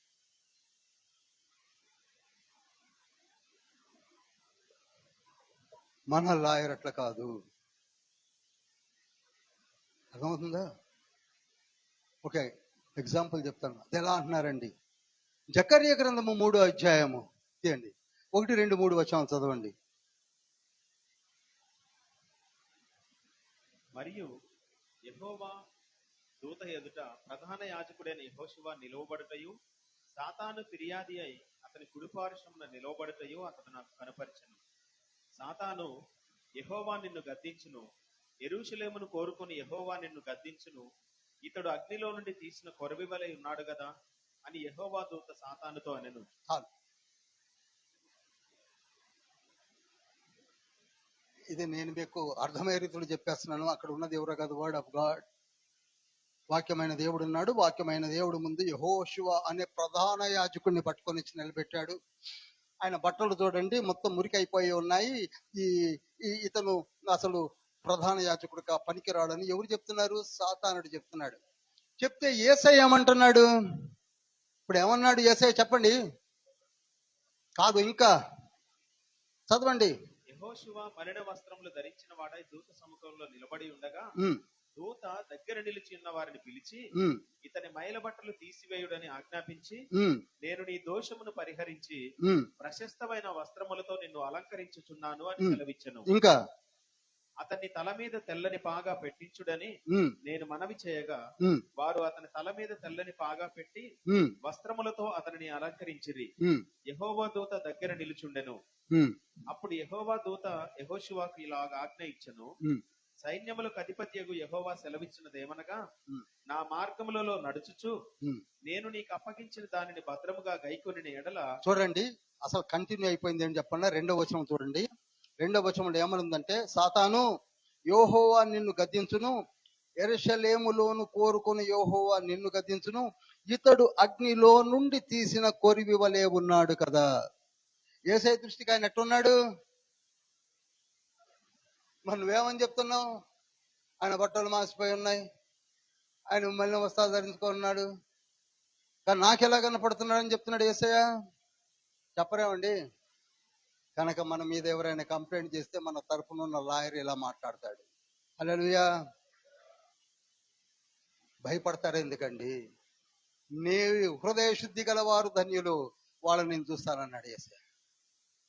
నీకు హృదయ శుద్ధి ఉందో లేదో చూసుకో, కానీ ఎవరో చెప్పారు, ఎవరో ఒకళ్ళు చెప్తారు, ఎవరో ఒకళ్ళు ఏదో ఒకటి అంటారు అంటే నీకెందుకు భయం? నీ తరపున లాయర్ ఎవరు చెప్పండి? ఒక సాతానుడు అనే దూత, పడిపోయిన దూతలు వచ్చి నీ మీద కంప్లైంట్ చేస్తే నువ్వు భయపడాల్సిన అవసరం ఉందా? లేకపోతే నీ పక్కన వాళ్లే కావచ్చు, నీకు గిట్టన వాళ్లే కావచ్చు, నీ మీద బురద తల్లడానికి ఎవరైనా ముందుకు రావచ్చు. కానీ యేసయ్య ఏమంటున్నాడంటే, ఇతను అగ్నిలో నుండి తీసిన కొరివి వలె ఉన్నాడు. ఎందుకంటే ఆయన మీరు పైన చూస్తున్నారు, నేను అంతర్లీనముగా ఉన్న హృదయాంతరంగంలో పరీక్షిస్తున్నాను అంటున్నాడు. ప్రకటన గ్రంథం 2వ అధ్యాయము 23వ వచనంలో ఉంటుంది. మీరు వెలిచూపుతో పైన చూస్తారు, నేను మలిచూపుతో హృదయాంతరంగములను చూస్తాను. మనకున్న లాయర్ ఆషామాషి లాయర్ కాదు. అందుకే ఒక మాట చూడండి, రోమీలు రాసిన పత్రిక, రోమాలోకి వచ్చేద్దాం. 8వ అధ్యాయము, రోమా 8, అందరు తీయండి. రోమా 8 తీశారనుకుంటున్నాను. 8, 35వ వచనము. క్రీస్తు ప్రేమ నుండి మనలను ఎడబాపు వాడెవడు? అసలు మనకున్న లాయర్ ఎవరు? యేసుక్రీస్తు కదా. ఆయన మన తరపున వాదిస్తుంటే మనం ఈయన వదిలిపెట్టి ఇంకెక్కడికన్నా పోవాల్సిన అవసరం ఉందా? చెప్పరేమండి. శ్రమ అయినను, బాధ అయినను, హింస అయినను, కరువు అయినను, వస్త్రహీనత అయినను, ఉపద్రవమైనను, ఖడ్గమైనను మనలను ఎడబాపునా? నీ మీద కంప్లైంట్స్ ఎవరైనా వేసినా, ఏమైనా చేసినా మన తరపున ఎవరున్నారు? 37వ వచనం చూడు. అయినను మనలను ప్రేమించిన వాని ద్వారా, మనలను ప్రేమించిన వాని ద్వారా, వాని ద్వారా అన్న దగ్గర ఎవరి పేరు? యేసయ్య. అయినను మనను ప్రేమించిన యేసు క్రీస్తు ద్వారా మనము వీటన్నిటిలో అత్యధిక విజయము పొందుచున్నాము. మరణమైనను, జీవమైనను, దేవదూతలైనను, ప్రధానులైనను, ఉన్నవైనను, రాబోనివైనను, అధికారులైనను, ఎత్తైనను, లోతైనను, సృష్టించబడిన ఏదైనను మన ప్రభు అయిన యేసు క్రీస్తునందు దేవుని ప్రేమలో నుండి ఎడబాపవని నేరుగా రూఢిగా చెప్పుతున్నాను అంటున్నాడు. మనము టికెట్లో లేచి వెళ్ళిపోతాం. ఎవడో డిబేట్లు చెప్పాడట, నిజమే తమ్ముడు అని వెళ్ళిపోతాం. విశ్వాసం అనే కీ మన దగ్గర లేదు.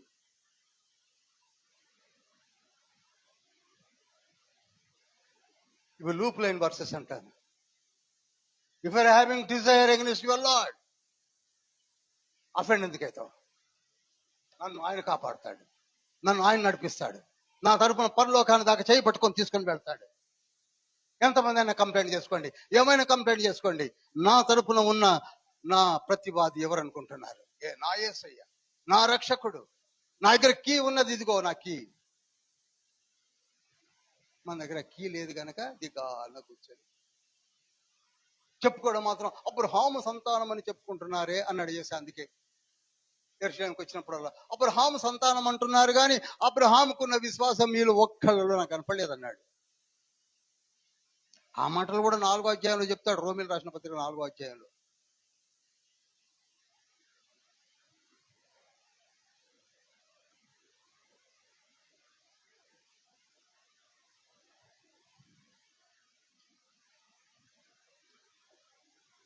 ఇంకా మీకు డౌట్ ఉంటే, ఇంకా మీకు ఆయన యొక్క ప్రతిరూపమైన యేసయ్య దేవదేవునిలోని త్రిత్వమైన యేసయ్యను మీరు తెలుసుకోవాలంటే 20వ వచనం అన్నాడు, ఆయన అదృశ్య లక్షణములను అనగా ఆయన నిత్య శక్తియు దేవత్వమును జగత్తుత్పత్తి మొదలుకొని సృష్టించబడిన వస్తువులను ఆలోచించడం వలన తేటపడుచున్నవి కనుక వారు స్టాండ్ స్టిల్ అయి ఉన్నారు. It's very clear, it's very clear. సృష్టిని చూస్తే మీకు అర్థమవుతుంది. అసలు నిన్ను గురించి నువ్వు ఆలోచించుకుంటేనే నీకు అర్థమైపోతుంది. నీ ముఖం ఎలా ఉంటుందో నీకు తెలియదు. అర్థం లేకపోతే నువ్వు ఎలా ఉంటావో కూడా నీకు తెలియదు. కొలత కొలిసే మిషన్ లేకపోతే నీ ఎత్తెంతో నీకు తెలియదు. వేమిని చూసే మిషన్ లేకపోతే నీ బరువెంతో నీకు తెలియదు. అసలు నీలో ఉన్న ఏ ఆర్గన్ ఎలా పనిచేస్తుందో నీకు తెలియదు. అసలు నీ గురించి నీకే తెలియదు. ఇక సృష్టి గురించి ఆలోచించే టైం ఎక్కడిది మనకి?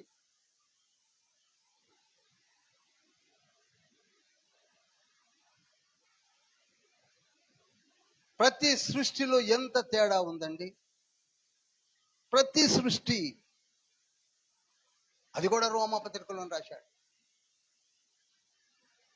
ఒకే కడుపున పుట్టినటువంటిది రంజిత, కరుణ. వేణుముద్రలు ఒకటి కావు, రూపాలు ఒకటి కావు, గొంతులు ఒకటి కావు, జ్ఞానం ఒకటి కాదు, హైట్స్ ఒకటి కాదు, మనిషి మాంసం ఒకటి కాదు.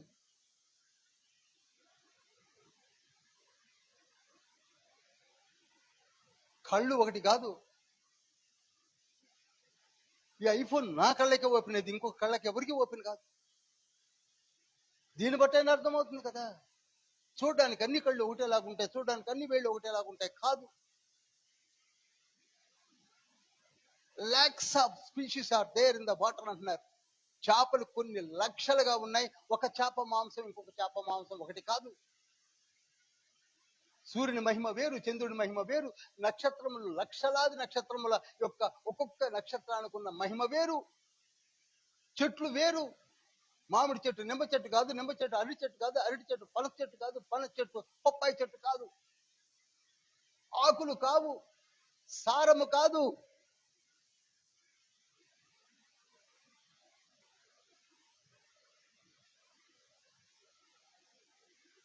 ఏది కాదు.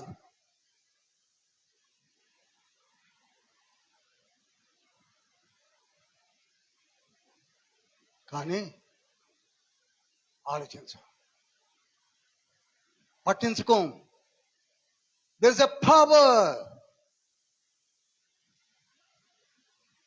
దేర్ ఇస్ ఎ పవర్ ఆ పవర్ తెలుసుకోవాలంటే సృష్టిని ఒకసారి చూడు నాయనా అంటున్నాడు. ఇదే మాట రోమీయులకు రాసిన పత్రిక 8వ అధ్యాయం 19-20 వచనాల్లో కూడా మళ్ళీ ఉటంకిస్తాడు. సృష్టి యావత్తు కూడా, ఏ సృష్టి అన్ని, అరే సముద్రపు నీరు ఉప్పగా ఉంటాయి. నీ కంటిలో నుంచి బయటకు వచ్చే నీరు ఉప్పగా ఉంటుంది. నీ చెమట ఉప్పగా ఉంటుంది.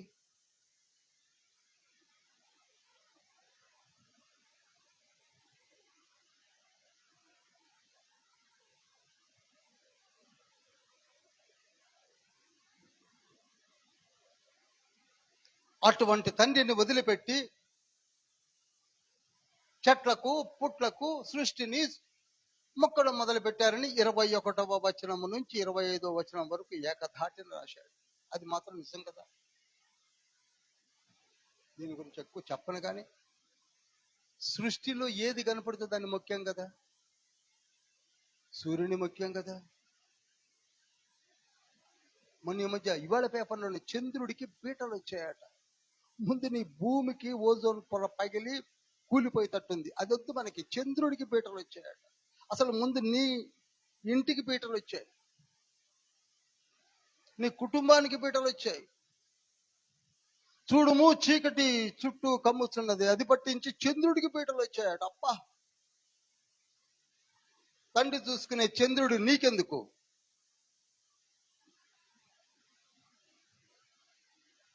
దేని మొక్కలేదు, చెట్టుని మొక్కలేదా, పుట్టను మొక్కలేదా, చెప్పరు, రాయిన మొక్కలేదా?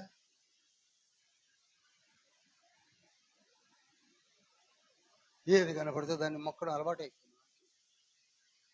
ఏముందో కూడా తెలుసుకోకుండా బ్లైండ్. ఎలుకను కూడా ముఖ్యం కదండి. రాత్రులు పూట బోన్లు పెడతాం, తెల్లవాళ్ళు మొక్కుకుంటాం.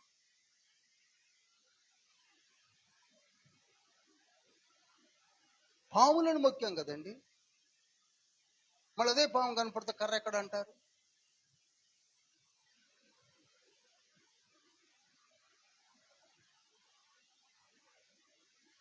ఎటువంటి బ్యూటిఫుల్ వర్డ్స్ వాడారో చదివితే మీకు అర్థమైపోతుంది.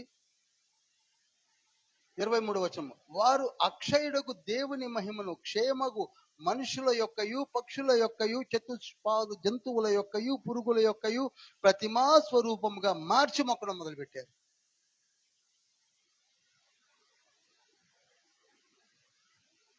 సరే, అది పోతే పోయింది. దేవుని ఏర్పాటులో ఆదికాండము 2వ అధ్యాయము 18 నుంచి 23 వచనాల ప్రకారంగా ఒక స్త్రీని, ఆదిలో ఒక పురుషుని ఏర్పాటు చేస్తే, పురుషుని కొరకు స్త్రీ, స్త్రీ కొరకు పురుషుడు అని ఏర్పాటు చేస్తే, ఇప్పుడు అది ఓల్డ్ ఫ్యాషన్ అట. రీసెర్చ్ స్కాలర్స్ బయలుదేరి పురుషుడితో పురుషులట, స్త్రీలతో స్త్రీలట అవాచ్యమైనది చేస్తూ చక్కటి మాటలు వాడాడు. అక్కడ 25, 26, 27, 28 వచనాల్లో వాడాడు. బుద్ధి ఉందండి? జ్ఞానం ఉందా?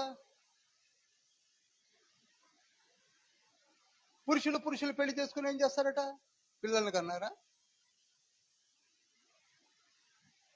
స్త్రీలు పెళ్లి చేసుకుని పిల్లల్ని కన్నారా? ఎక్కడ ఉందా పేపర్లో?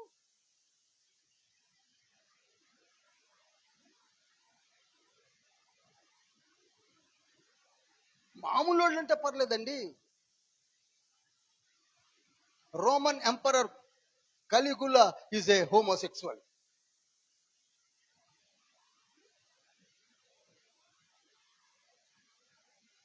ఒకప్పుడు టెన్నిస్ తార Martina Navratilova, she's a homosexual. వాళ్ళు అనౌన్స్ చేశారు కనుక నేను అనౌన్స్ చేస్తున్నాను. మీకు విషయం తెలుసా? చర్చెస్ లో ఎలా చేస్తున్నారు, వాళ్ళతోటి ప్రమాణాలు, ఏం ప్రమాణాలు చేస్తున్నారు నాకు తెలియదు.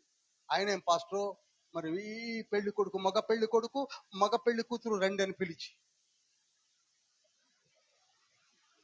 ఆ పాస్టర్లకు దండలేయాలి, మనం చప్పట్లు కొట్టాం. అందుకే అంటుంది లేఖనం, సిగ్గుపడవలసిన చోట ఉప్పొంగుతున్నారు.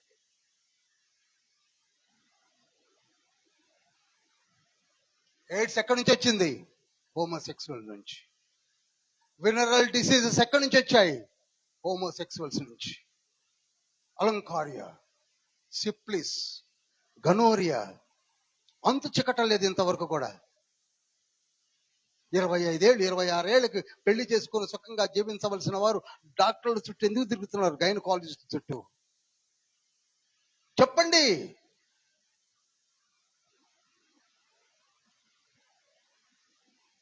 ప్రసంగి గ్రంథము 11వ అధ్యాయం 9-10 వచనాలు ఏమన్నది? యవనుడా, యవన కాలంలో సంతోషంగా నీ హృదయాన్ని సంతుష్టిగా ఉండి నీ భార్యతో సుఖముగా జీవించమంటే నీకు హోమోసెక్సువల్స్ అవుతావు.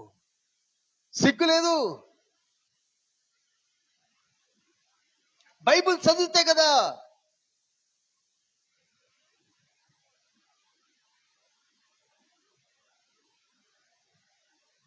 ఒకటో అధ్యాయము 28వ వచనం చదవండి. మరియు వారు తమ మనస్సులో దేవునికి చోటు ఎవరంటే హోమోసెక్సువల్స్ వారి మనసులో దేవునికి చోటు ఇయ్యలేదు కనుక వారిని భ్రష్ట మనస్సుకు అప్పగించేశాడట. ఇంకేం చేస్తాడండి యేసయ్య మాత్రం? మనం అనుకుంటుంటాం. మళ్ళీ చెప్తున్నానండి, డేస్ను రోల్ చేసుకుంటున్నారు కానీ పట్టించుకోకపోతే మన బ్రతుకులంతా అయిపోతాయి. భ్రష్ట మనసుకు అప్పగించాడు అనుకోండి, అవుట్. పతంగిని పిలాయించి తెంపితే ఏమైపోతుంది? అది అయిపోద్ది. బ్రదర్, నాకు ఉద్యోగాలు దొరకదు బ్రదర్, నాకు కుటుంబం కట్టబడదు బ్రదర్, తను వదిలేశాడు బ్రదర్. భ్రష్ట మనసుకు అప్పచెప్పేశాడు. వీళ్ళకి తెలియదా అంటే అన్ని తెలుసు.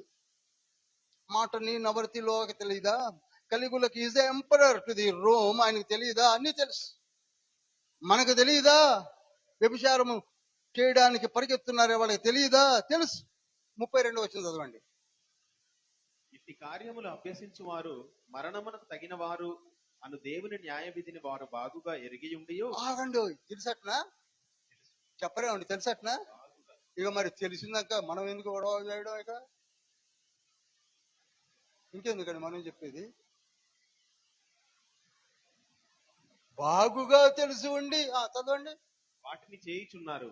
ఇది మాత్రమే గాక వాటిని అభ్యసించు వారితో సంతోషముగా సమ్మతించుచున్నారు. పబ్బులు, క్లబ్బులు, పాన్ పరాగులు, బ్రౌన్ షుగర్లు, అఫీములు, నల్ల మందు, గంజాయి ఏర్లే పారుతున్నాయి. అప్పుడే ఏమైందండి? ఇప్పటికే అనుభవిస్తున్నాం. ఈ ముక్కలు మనము తెలుసుకోవాలంటే ఎక్కడికి రావాలి చెప్పండి? ఆలయానికి రావాలి. పాలు కావాలంటే ఆ పసివాడు ఎక్కడికి వెళ్ళాలి? తల్లి దగ్గరికి వెళ్ళాలి. అవునా? తల్లి దగ్గరికి వెళ్తే పాలు దొరుకుతాయి. వాక్యం కావాలంటే ఆలయానికి రావాలి. అది ప్రభు చెప్పాడు. అది సమయం అయిపోయింది.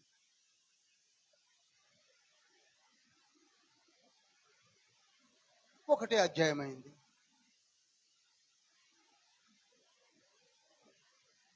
లేచిన పడండి.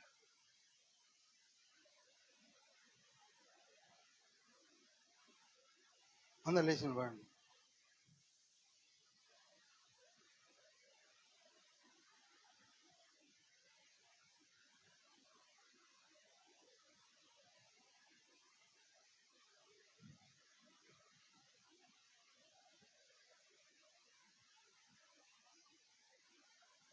దయచేసి అందరూ లేచి నిలబడండి. 2 చేతులు పైకెత్తండి. రోమాపత్రిక. తండ్రి మనతో మాట్లాడుతున్నాడు. నా కృపా సమాధానం మీకు కావాలండి. విశ్వాసం అనే కీని మీ దగ్గర ఎల్లప్పుడూ ఉంచుకోండి. విశ్వాసము లేని దుష్ట హృదయము మీలో ఎవరికైనా ఉందేమో. విశ్వాసము లేకుండా నాకు ఇష్టడై ఉండుట అసాధ్యము. విశ్వాసం అనే కీ లేకుండా పరలోక రాజ్యంలోనికి వెళతామని ఎవరైనా కలలు కన్నట్లయితే అది వ్యర్థము, వ్యర్థము, వ్యర్థము. ద్వారములో నుండి ఎంట్రీ అయ్యాను కనుక నేను వెళ్ళిపోతాను అనుకుంటే అది భ్రమ. నడవాలి, మార్గమున నడవాలి. నడవకుండా చేసే అబద్ధ బోధకుల మాటలు వినకండి. కడుపునకు దాసులు వారు. డబ్బు కొరకు ఆశిస్తూ ఉంటారు, యాచిస్తూ ఉంటారు. వాళ్ళకి తెల్లవారు లెగిస్తే వాళ్ళ కడుపునకు వాళ్లే దాసులు.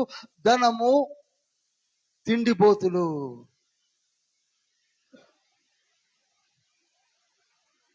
వారి వెంట వెళ్ళకండి. విశ్వాసమును వెతకండి, విశ్వాసము కలిగి ఉండండి. అబ్రహాముకున్నది విశ్వాసం అనే తాళపు చెవి. నీకా తాళం చెవి కావాలి. పరలోకములోనికి వెళ్ళాలంటే ఆ తాళం చెవి నీ దగ్గర లేకపోతే నీవు వెళ్ళలేవు. మనమందరము పాపులమే. అదే రోమీయులు రాసిన పత్రిక 3వ అధ్యాయం 11 నుంచి దగ్గరగా 17-18 వచనాల్లో రాశాడు. ఏ ఒక్కడునూ లేడు, అందరూ పాపము చేసి ఏకముగా మహిమను పొందలేకపోతున్నామని 23లో కూడా అంటాడు. అవి పట్టుకొని మనము ఇక పోం బ్రదర్. కానీ కాదు, నీవు ఆ రక్తపు చుక్కను నీ తలపై వేసుకొని నేను నీ బిడ్డనంటే యేసయ్య రెస్పాన్సిబిలిటీ తీసుకుంటున్నాడు. అక్కడ నుండి నీవు కాదు, నీవు యేసయ్య చేతిలో ఉన్న ఒక అంబుల పొదిలో చెక్కుకున్న వాడవు. ఒకే ఒక్క మాట, నేను నీ కుమార్తెను, నీ కుమారును అనే ఒక్క మాట అనండి చాలు. నీ కుమార్తె నన్ను స్త్రీలు, నేను నీ కుమారుడు నన్ను పురుషులు అనండి చాలు. మన తరపున లాయర్గా ఎవరున్నారు? యేసయ్య ఉన్నాడు. ఈగ వారనీయుడు. యెహోషువ గురించి సాతానా నువ్వు ఫిర్యాదు చేయడానికి అసలు ముందు నాకు కొరివిలో తీసిన నిప్పు కణములే కనపడుతున్నాడు. నేను చూసుకుంటాను. ప్రశస్తమైన వస్త్రములు ధరింపచేయండి, తెల్లని వస్త్రములు ధరింపచేయండి, తలకు పాగాను పెట్టండి. నీవు నా మాట విన్నట్లయితే నీ చేతనే పరిశుద్ధాలయమును కట్టిస్తాను.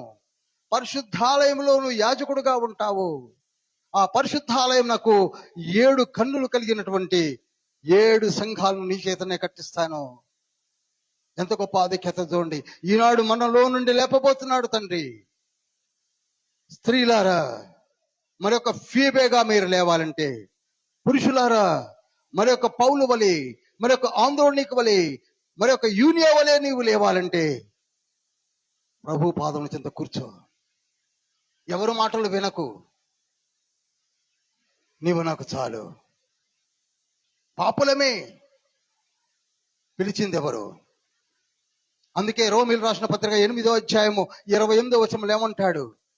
ఎవరిని ముందుగా ఎరిగానో వారిని పిలిచితిని, ఎవరిని పిలిచిన వారిని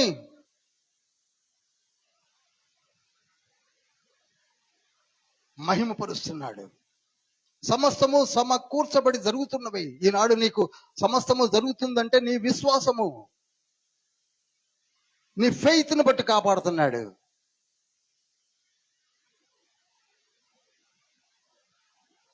ఆయన సంకల్పంలో నువ్వు ఉన్నావా? ఆయన సంకల్పంలో ఉండాలంటే నీ దగ్గర కీ ఉండాలి.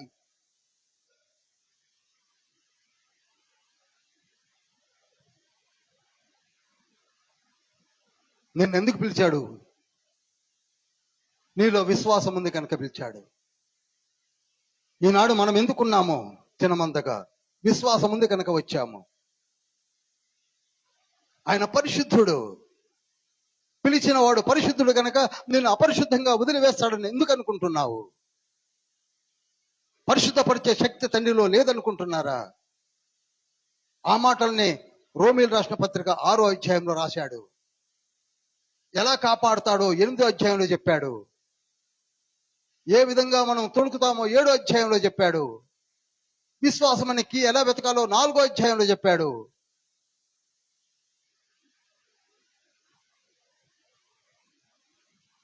అటువంటి అద్భుతమైన గ్రంథాన్ని చదవడానికి మనకి సమయం లేకుండా పోయింది.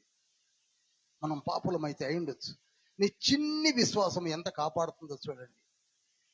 పరిశుద్ధుడైన, నేను మళ్ళీ చెప్తున్నాను, పాటలో ఉన్న వచనాలని ఆస్వాదించండి. వచనాలు, no music, no intervening bits, nothing. ఎవరు పడకండి. చూడండి, పరిశుద్ధుడైన మహాప్రభు ఈ పాపిని పిలచితివా. మనం పాపులం కాదా? ఎందుకు పిలిచాడు చెప్పండి? ఎట్టివాడను ఎదిగియు కూడా ఇన్నీచుని పిలచితివా. పరిశుద్ధుడైన మహాప్రభు ఈ పాపిని పిలచితివా. ఈనాడు మనం వచ్చిన వాడు అందరం పాపులమే. అయితే ఒక తీర్మానం తీసుకున్నాం. యేసయ్య దగ్గర, యేసయ్య రక్తములో, యేసయ్య పాదముల చెంత ఆయనే రక్షించుకొని, ఆయన చేయి పట్టుకొని, ఆయన తీసుకొని పరలోకంలోనికి తీసుకెళ్తాడని. నిన్ను కాపాడుతుంది ఎవరు అనుకుంటున్నారు?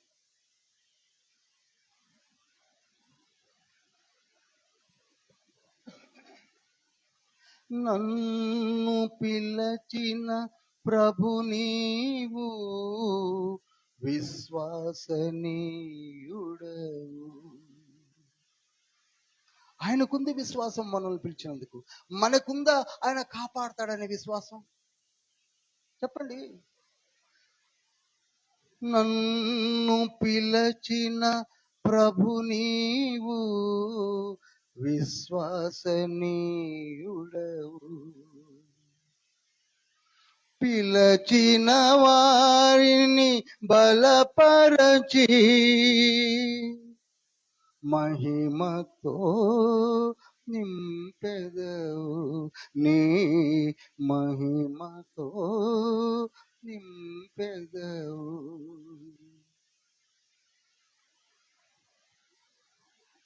అర్హుడను కాను, నేనర్హుడను కాను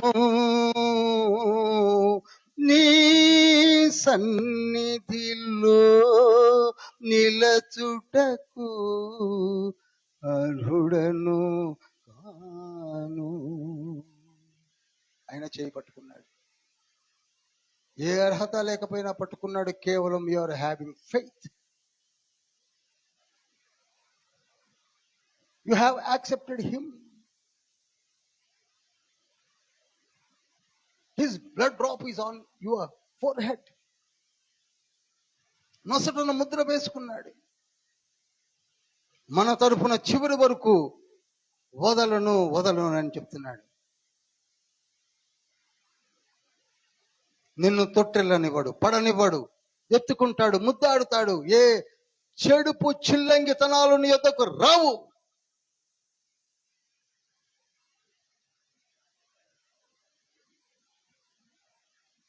ఎందుకనగా నీవు ఆయన చేతిలో ఉన్నావు. హోషేయ రాసిన గ్రంథము 11వ అధ్యాయము 3వ వచనంలో అంటాడు, నీ చెయ్యి పట్టుకుని నడక నేర్పేది నేనే అంటున్నాడు. మనం నడిపించేది యేసయ్య, కాపాడేది యేసయ్య, ఈగ వారనీయకుండా చూసేది యేసయ్య, పరిశుద్ధుడైన యేసయ్య. నీకే 1,00,000 డౌట్స్. అటువంటి యేసయ్య నిన్నెలా పట్టుకుంటాడు అనుకుంటున్నావు? అదే మాట రోమీయులు రాసిన పత్రిక 10వ అధ్యాయం 2-3 వచనాల్లో కూడా ఉంటుంది. You are leading your life as a religious person, not spiritual person.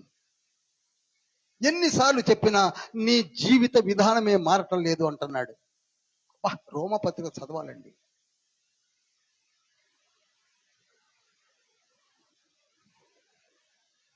ప్రభువా, 2 చేతులు పైకెత్తాం. మమ్మల్ని చూస్తున్నారు. ఒకప్పుడు పాపులం కానీ ఇప్పుడు కాదు. మేము కూడా విశ్వసించాము. విశ్వాసం అనే తాళం చెవి మా యొద్ద ఉంది. మీరు అది చూసే మమ్మలను మారు మనసు పొందింపజేసి బాప్తిస్మం కూడా ఇచ్చారు. బాప్తిజం పొందిన మేము సంచకరువుగా మీ ఆత్మను మాలో ఉంచి చేయి పట్టుకొని నడిపిస్తున్నారు. ఆ బీజము మీలో నిలుచుతున్నది కనుక మీరు పాపము చేయకుండా నేను కాపాడుతాను అన్నాడు. 1 యోహాను పత్రిక 3వ అధ్యాయం 5వ వచనం. We are blessed children. Bible స్టడీలోనికి వచ్చిన మీరు blessed children. Blessed children, that's all. మహోన్నతుల పరిశుద్ధుల పరలోక తండ్రి, మీరు పలకమన్న మాటలు నేను పలికాను, చెప్పమన్న మాటలు చెప్పేశాను. మమ్మల్ని సరిచేయండి. విశ్వాసం అనే తాళం చెవిని మా యొద్ద పోగొట్టుకోకుండా నిత్యము కాపాడుకుంటూ మీ వైపు చూసే భాగ్యము మాకు అనుగ్రహించమని, బైబిల్ స్టడీని దీవించండి. ఆన్లైన్లో వీక్షిస్తున్న బిడ్డలను దీవించండి. యూట్యూబ్ ద్వారా వీక్షిస్తున్న బిడ్డలను కూడా దీవించండి. డిబేట్లు పెట్టుకొని అనవసరమైన సమయాన్ని వ్యర్థపరచుకున్న బిడ్డలను దీవించండి. సమయం వృధా కాకుండా లోతైన విషయంలో చదివితే చాలు అన్నారు. చదవడానికి మాకు ఆ పాలు అని పరిశుద్ధ లేఖనములో త్రాగటానికి కృపను చూపండి. సంఘ కాపర్ని, సంఘ పెద్దలను, మాలో ఉన్న కాపర్లను, మాలో ఉన్న సువార్థికులను, మాలో ఉన్న ఎవాంజలిస్టులను, మాలో ఉన్న స్త్రీ సంఘమును, యూత్ మినిస్ట్రీని వీక్షిస్తున్న వారిని అందరినీ దీవించి ఆశీర్వదించమని యేసయ్య పరిశుద్ధ నామంలో అతి వినయంతో వేడుకుంటున్నాం పరమ తండ్రి. పరలోకమందున్న మా తండ్రి, నీ నామం పరిశుద్ధపరచబడిన గాక.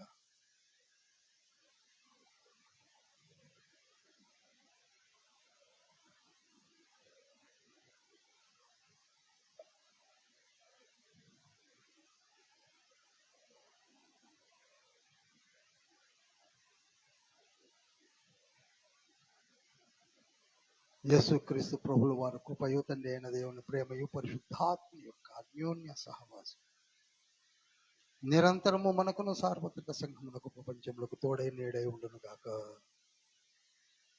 హల్లెలూయా. ప్రభు సత్యమే జై, ప్రభు నామే జై, ప్రభు రక్తమునికి సంపూర్ణ విజయం కలుగును గాక. Praise the Lord. Hallelujah, hallelujah, hallelujah, hallelujah.